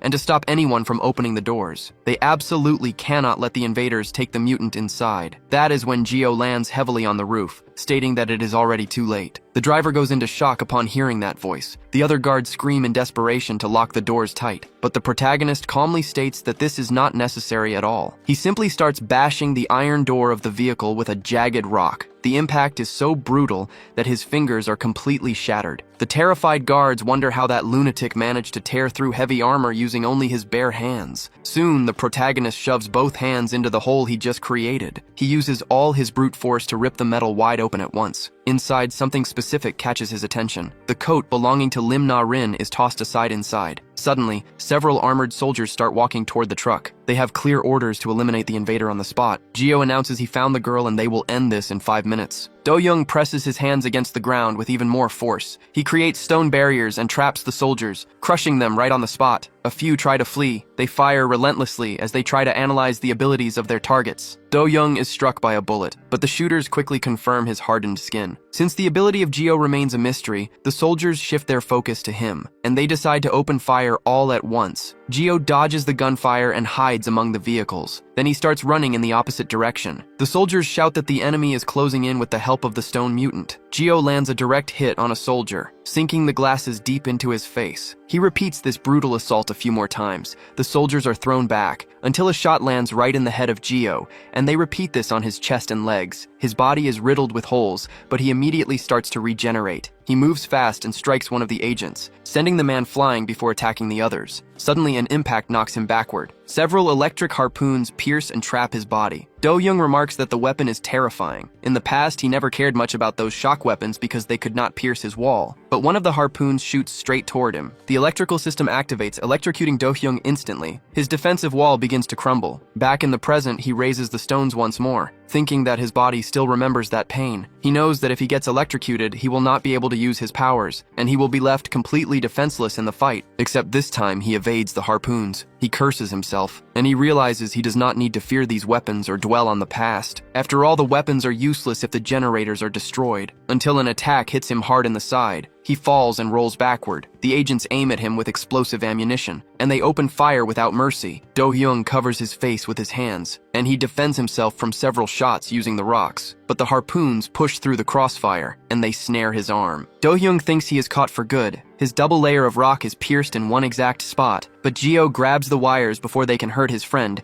and takes the entire electrical discharge in his place. The soldiers are stunned to see that the regenerating mutant can easily withstand the electrical current. The men decide to keep the power on until they bring him down for good. They crank it to maximum voltage, but soon they notice a terrifying detail. Geo pulls the power cables toward himself. He manages to drag each of the officers along and throws the men away with pure brute force. One of them can't understand how the boy withstands a shock that would kill anyone. Geo complains that it really hurts and warns that they shouldn't use something like that on people. The officer asks where he came from and what he wants. The protagonist answers that he is looking for a friend. The soldier finds the story strange. He says he doesn't know who the boy is looking for, but warns that he picked the wrong fight. The protagonist doesn't waste time. He charges in and finishes the guy. After the fight, Do-hyung suggests tying the officers up. However, the protagonist warns that they don't have time for that. Do-hyung thinks that since they already rescued the girl, they have plenty of time, but he gets a huge scare when he opens the cargo. He sees that the girl isn't inside, and they end up freeing an unknown man. Geo makes it clear that they need to find the girl. He rips off the driver's door with sheer brute force, all this to find out where she is hidden. The driver begs not to die. The protagonist says he knows where she is, and orders him to speak up about the girl who was going to be transported. The intel said she was going to pass through that route, but the men swapped the test subject. Time is running out, so the driver has to speak fast. Geo just wants to know where the girl ended up. She is locked in the temporary mutant detention center. Inside, a scientist reports that the girl is unconscious, but her vital signs are stable. Her pupillary response is weak, and she barely feels any pain. But suddenly a spike starts growing on her body, and it narrowly misses impaling the scientist. Another guy tells him not to let his guard down and warns that even knocked out her body still reacts. She doesn't know what she's doing, but her defense instinct remains active. The guy comments that the speed of the spike creation is actually good, but he makes it clear that he isn't after spikes. He grabs the girl's face and says that what he truly wants is her rapid healing. Her healing isn't as strong as the protagonist's, but it's enough for the experiments. The only rule is not to let the girl die because the results are only valid if she is alive. Right then, one of the scientists calls the director and warns that there's a problem. The first transport team was attacked on the street. The director doesn't understand how they discovered their route. This ruins the plans, and he decides to delay the second team's departure. He announces that everyone is heading back to the lab. Suddenly, all the scientists look up at the ceiling in fear. A giant rock strikes the door of the facility, destroying everything in its path. Geo announces over the radio that he found the temporary base and that the rescue starts now. The doctor immediately realizes that 2 mutants have just invaded their base. The doctor demands to know how they have the nerve to be so reckless. A police officer reports that she is being transferred by Team 2. Do-hyung demands that he hand over the schedule. The man hands over the papers completely intimidated. He says he knows nothing about the mission and was just following transfer orders. Jin says that the person in charge of the case is Supervisor Han Ki-cheol. Back at the lab, the police advance after the intruders. They start shooting at Jin and Do-hyung's hiding spot. Jin says he never expected to see Han Ki-cheol in charge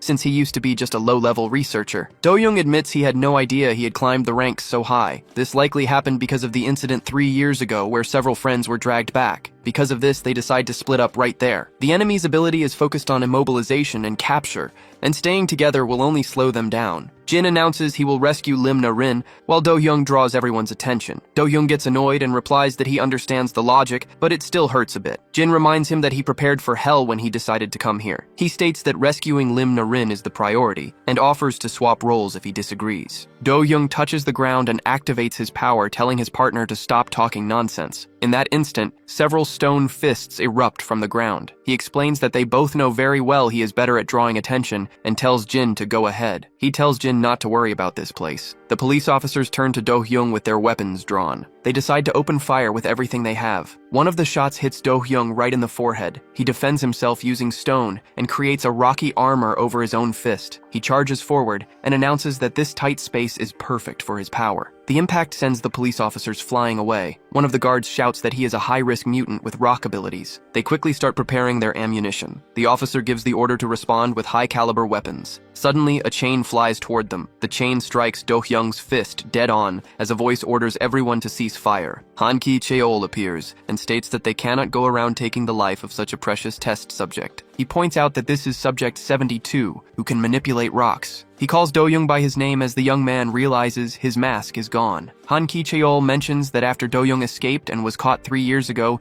he swore loyalty to the lab. The supervisor declares that he betrayed them again and truly has no salvation. In the past, the supervisor tortured Do-young by squeezing his body with several chains. The boy screamed endlessly, begging to be spared. Han Ki-cheol notes that the boy's stone armor crumbled on its own out of fear and not from any external impact. He says Do-young has a useful ability, but cannot even use it because he is terrified. Even so, he had the audacity to escape. The supervisor concludes that he was only dragged along by the other test subjects because he was too weak to make a decision like that on his own. Ultimately, he warns that the boy will work solely for the lab from now on, and that is the only way he will be spared. Back in the present, Han Ki-cheol taunts him, saying that a coward like Do-young would never have the courage to betray the lab on his own. Do-young reinforces his stone fist and retorts that no one forced him to do anything. He states that he came on his own 2 feet and uses the chain to pull Han Ki-cheol with all his strength. The supervisor is slightly caught off guard by this attitude. Immediately after, the man unleashes even more chains. He climbs onto the chains and remarks that Do-young only tagged along for the invasion because he was terrified of being left behind again. Do-young tenses up completely when he realizes his attack was blocked. The police push the generator one more time. They start firing their stun guns to try and contain the boy. Do-young quickly notices the shots and tries to dodge. He sprints backward and thinks the guy is an arrogant bastard. The officers keep shooting and order his escape route blocked. Han Ki-cheol throws his spiked ball. The weapon closes in fast on Do-young as he thinks that this bastard always targets his deepest insecurities. He just waits for the exact moment the body of the boy freezes in fear. Then Do-young raises a wall of rocks. He remembers that just moments ago he had almost collapsed completely, but the chains wrap around the stone, and they bind the young man once again.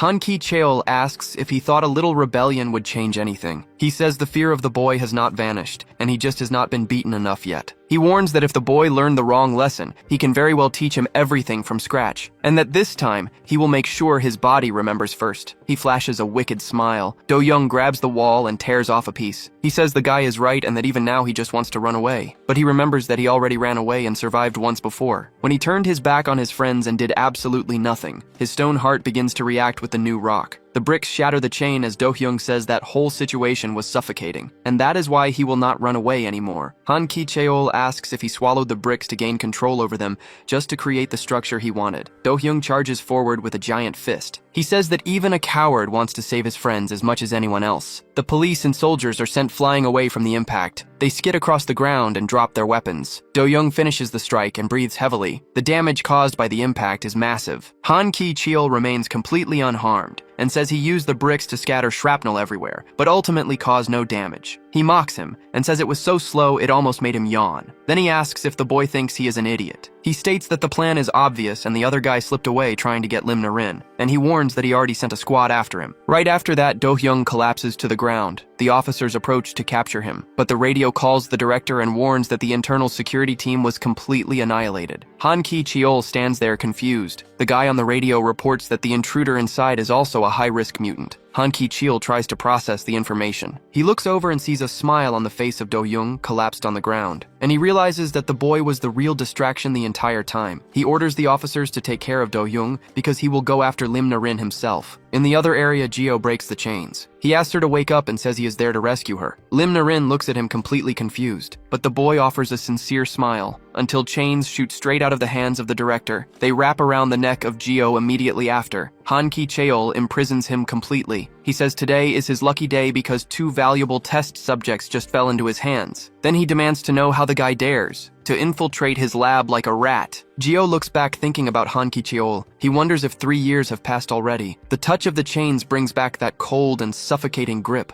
Han Ki-cheol says he was trash who wastes money. He says it does not matter how much they train the soldiers to deal with mutants because they remain useless. So he wants to know who he is to annihilate a force of that size. And he asks if it is another test subject who betrayed them like Do-young. Geo does not answer and just holds the chains. Han Ki-cheol asks what is wrong with him, and if he cannot speak, he thinks the guy froze in fear, while Gio merely looks at him coldly. In the past, he hides in the closet out of fear. Then Han Ki-cheol appears offering a lollipop, and he asks why he is hiding again. He says he must not be afraid because he needs to help his friends. Gio questions this somewhat fearfully. Han Ki-cheol promises that the other children will not go through the experiments if he holds on a little longer. The boy asks if he promises, and Han Ki-cheol guarantees it. The instrument table gets covered in blood, with the lollipop thrown on the floor. Han Ki-cheol analyzes the results and says his friends will be grateful. Gio realizes that everything begins again with him using his friends as bait, only to conduct those terrible experiments later. Han Ki-cheol announces that the next test is the tensile strength of the chains, and he tightens everything while the boy screams. He binds the hands and even the fingers of Gio. This is how he breaks the neck of Gio. He notes that it takes 3 seconds to fracture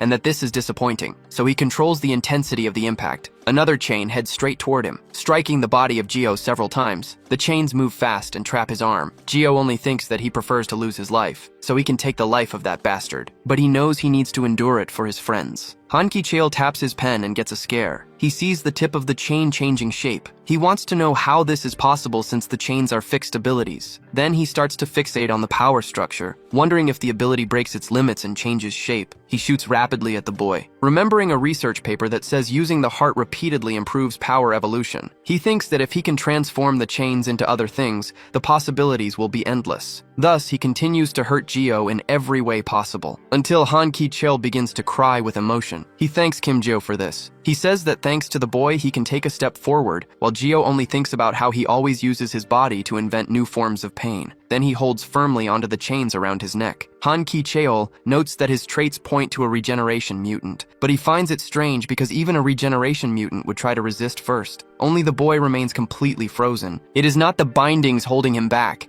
and the moment his body recognizes him, he simply gives up fighting back. That is no normal reaction toward a complete stranger. He demands to know if he has run experiments on him before. Gio seizes the opening and lunges forward. He lands a brutal straight punch right on the researcher's face. Han Ki-cheol is left completely bewildered as the chains shatter. He is sent flying backward from the sheer impact. He tumbles across the ground, spiraling out of control, until his back slams dead into a wall. He collapses on the floor, gasping hard for air. He desperately tries to process what just happened. The boy was definitely bound in his chains right up until the moment he strikes again. Han Ki-cheol is sent flying once more. He tells himself this is impossible. Even for a physical strength mutant, the chains are forged from steel and do not just break from brute force. Then he catches a crucial detail. The chains are violently twisted. He wonders if the bastard did this on purpose. Gio states that chains hold up well against direct pulls, but fail against lateral force. He explains that concentrating all power on a single link makes it snap first. While the researcher was testing every vile method on his flesh, Gio was also learning every detail about his enemy. Han Ki-cheol grinds his teeth in sheer fury. He conjures more chains right out of his own hands. He hurls everything at the boy and warns him not to get cocky just because he broke a few weapons. The chains surge straight for Gio,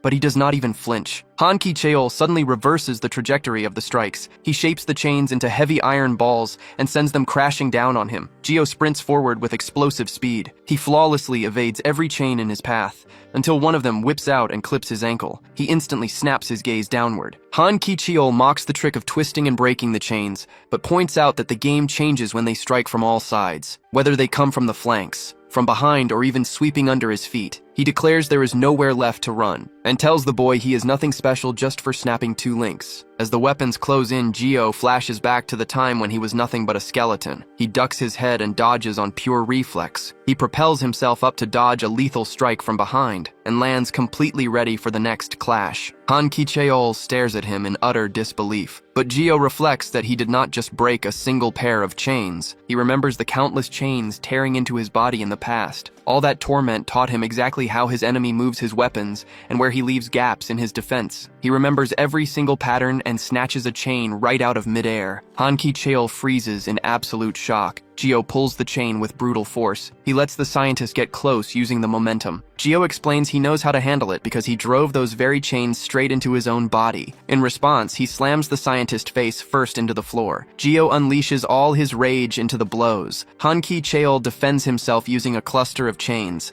He cannot understand how a mutant focused on regeneration possesses such massive strength. Blood splatters from between the scientist and his teeth. Han Ki-cheol jumps back on pure instinct. He says Gio dodges everything and still manages to counterattack. The The scientist concludes the boy was definitely one of his former test subjects. Han Ki-cheol asks if he came all this way for revenge or to save his captured friends. He finds the situation amusing and says the boy looks like a discarded test subject. The scientist mentions it is quite rare to see a piece of trash grow so much and become research material once again. He warns he is going to experiment on the boy one more time. Han Ki-cheol asks if the boy thinks he knows everything about him. He says the kid is completely mistaken. The scientist explains he never shows the real data during tests precisely to avoid being stabbed in the back. Han Ki-cheol claims the boy only knows a fraction of what he can do. He throws a saw and says Geo chose the wrong guy to mess with. Geo replies that the faster the saw spins, the easier it is to predict its movement due to centrifugal force. The boy lands a direct punch straight into the scientist in his stomach. The blow makes Han Ki-cheol spit up a massive amount of blood. The scientist tries to comprehend how the kid knows the weak point of those chains. He uses his own chains to absorb the impact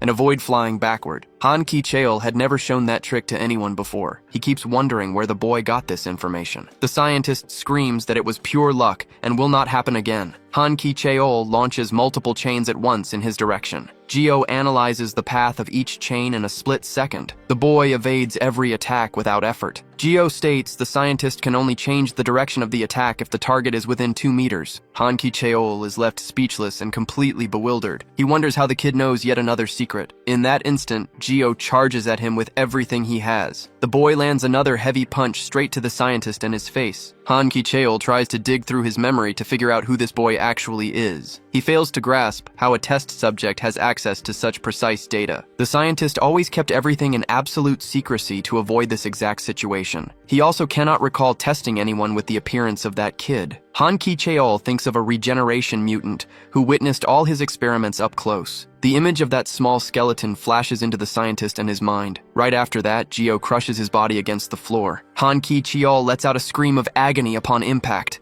The entire floor shatters beneath the scientist and his back. Geo pulls his arm back and retreats in the blink of an eye. The boy dodges all the chains trying to catch him on the rebound. He creates distance with perfect and calculated movements. Han Ki-cheol says the boy knows the limits of every chain and even the weak points of the equipment. The scientist realizes no one learns this just by reading stolen documents and understands that the one standing before him is the exact same test subject who survived all the tests. He concludes that it can only be Kim Geo himself. Geo confirms that it is really him. The scientist notes that he is not just immortal, but that his regeneration has never been this fast. He wants to know what happened to the test subject. Geo answers that it is a long story, and that he can tell everything when the guy is in prison. But the scientist starts laughing endlessly. Geo asks what is so funny. The man warns that he cannot hold himself back. He spent a lot of time trying to find this immortal body. And yet Geo came to him on his own, and now he understands why someone like this was so interesting. The old laboratory directors wanted him badly. Geo asks about the older directors. The scientist explains that they were the ones who brought the test subject. But he does not know where they are and does not care about that. After all, that does not matter right now. What matters is that his test subject has returned stronger than ever. He wraps the chains around a pipe and admits that he is no longer the same as before. Ordinary chains will not be enough this time. The next experiment will be something unprecedented. And he states that it is good to see Geo again. He crushes a piece of iron and thinks that if he forces the ingestion, the strength multiplies and the blood coagulates. He will not be able to use chains for a few minutes in exchange for more power. Geo realizes that the enemy is trying to use the full force of the chains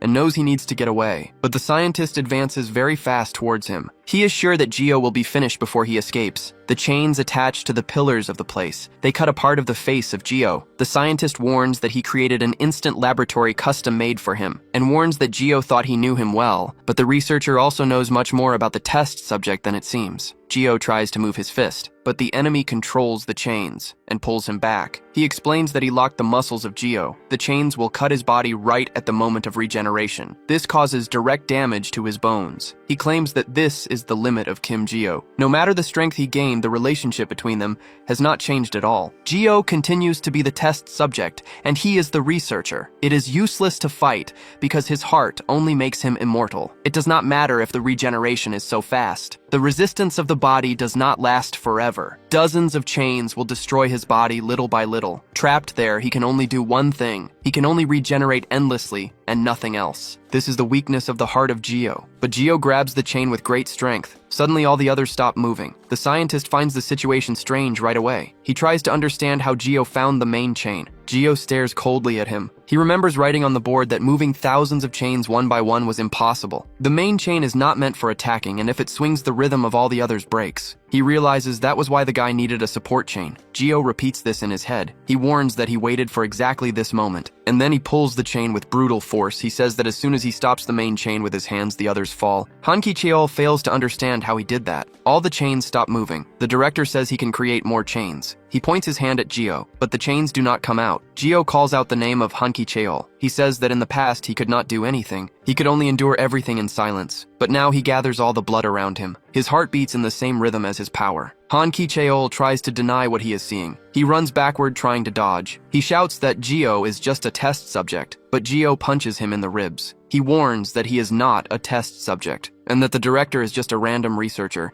Hanki Cheol spits a massive amount of blood from the strike. He flies back from the heavy impact. Geo says that now he will destroy all the laboratories. He prepares another punch, and he strikes the back of the director's neck. Hanki Cheol groans in pain, but Geo keeps hitting him without stopping and without mercy, just like he suffered in the past. He grabs Hanki Cheol by the hair. The director smiles and tells him to hit more. He says that this will not change anything. He knows Geo will not finish him off, and that if his goal is Lim Narin, he should have broken his spine right now. The director says that if he dies, Geo will never find his friends. That is why he cannot end his life. He warns that the transport was delayed by 30 minutes, and since communication is down, the army will arrive soon. Then he calls out to Geo again. He says that if Geo is angry, he can hit him as much as he wants for 10 minutes. But Geo lands a direct punch to his mouth. He pulls the blood flowing from the director's mouth. Hanki Cheol cannot understand what is happening. He tells Geo to stop, while Geo stares at him coldly. Geo comments on his heartbeat. He says the guy tries to look calm, but his heart shows the truth. When Geo takes the blood, he can feel the rhythm of the heart, and he instantly discovers if the person is lying. Geo explains that half of what he said was a lie, since the part about the army arriving soon was true. But it was a lie that he would not get the information about his friends if the director died. His heartbeat says it all. Hanki Cheol starts laughing. He warns him not to bluff and says his ability does not do that, because his heart merely regenerates. But the protagonist grabs his collar, ripping off a piece of his badge right after. He points out that the man is terrified right now. Terrified that he would find the memory card hidden inside the researcher badge, the card that holds all the research data. Hanki Cheol tries to take it back but takes a heavy blow. He is thrown away with brutal ease. The man gets up even angrier. He charges again and yells that no one can touch that. Geo keeps beating him relentlessly. He finishes with a heavy punch, which injures the researcher even more. Geo says he remembers him stating that all the data was in the badge and that it was the most precious thing in his life. His heartbeat proves it. Hanki Cheol knows he is screwed if he loses that. He reminds himself he cannot let that happen. He remembers when he was a child in the lab. A voice states that his parents lost their lives in an accident. His ability manifested, but it was extremely weak, and his control was terrible. That is why he was classified as rank F. The order was simply to remove his heart and send it to the materials room. Everyone starts talking about it and the boy gets scared. Hanki Cheol begs them to wait because he can be useful. He says he is good at analyzing things and can help with the data. The doctor asks if he has anything else to show. Hanki Cheol hands over a document and says he analyzed the abilities of all the other children, even those who tried to hide their powers. He explains that the heart of one boy lets him move small pieces of metal, and that the heart of a girl can corrode walls, and they were planning to escape in secret. One of the children headbutts him. The boy runs toward him and says they promise to run away together, but the doctor strikes everyone down and steps forward. The children fall to the ground in that instant. The doctor asks again if he is good at analysis. He notes that there is a lot of useless information there,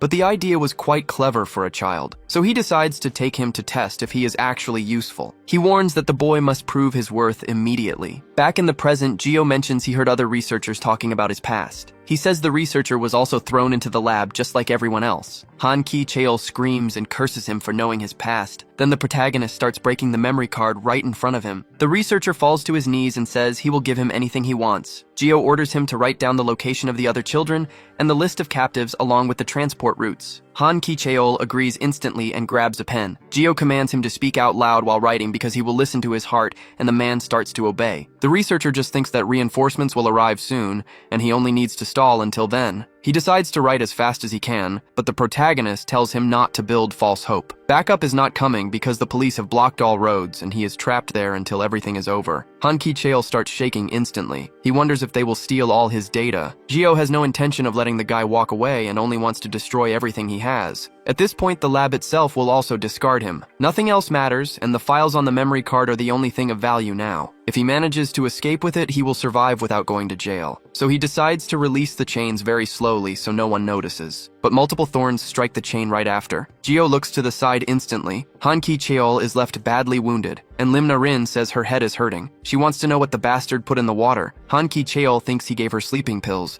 but she is already awake and he realizes he needs to run now, or he will never get another chance. But his arms are also pierced. She warns him that he needs to pay for everything he has done. She says he has no idea how much anger she feels seeing his face, and that any memory makes her furious. Geo looks at her in surprise. Meanwhile, the girl continues to control the thorns, and she pierces his eye without mercy. She tells him to put some clothes on while doing his research. The doctor is riddled with holes from head to toe. She mentions that the whole situation is irritating. Geo grabs her arm right after, but the girl's thorns fly straight at him. He dodges by moving his head. Meanwhile, she asks who had the nerve to interfere. The protagonist asks her not to kill the guy because he has a lot of good information they can use. The girl looks at him a bit suspiciously, but she says she almost made a mistake in front of the person who saved her life. She explains she had no intention of killing the doctor anyway. Then she asks if his name is Kim Geo. She says she has a friend with that name who has a healing ability, and Geo confirms it is really him. The girl does not understand how the guy in the skull mask can be him because the friend she knows is terrified of Han Ki-cheol. She calls him a liar for trying to trick her like that. Geo swears he is not lying and confesses that in the past he really was weak and immature. He insists he is actually Geo and calls the girl by her name. Elsewhere, Hyun starts listening to the reports, and Geo also gets on the line to report the situation. He tests to see if the radio works, and Hyun tells him to speak normally. He says he secured Han Ki-cheol and got the data for all the children. Hyun says this is great and that they will clear the road right after. She also asks about Lim Na-rin. Geo confirms he managed to rescue her too, but he warns that there is a slight problem now. The girl simply refuses to leave his side.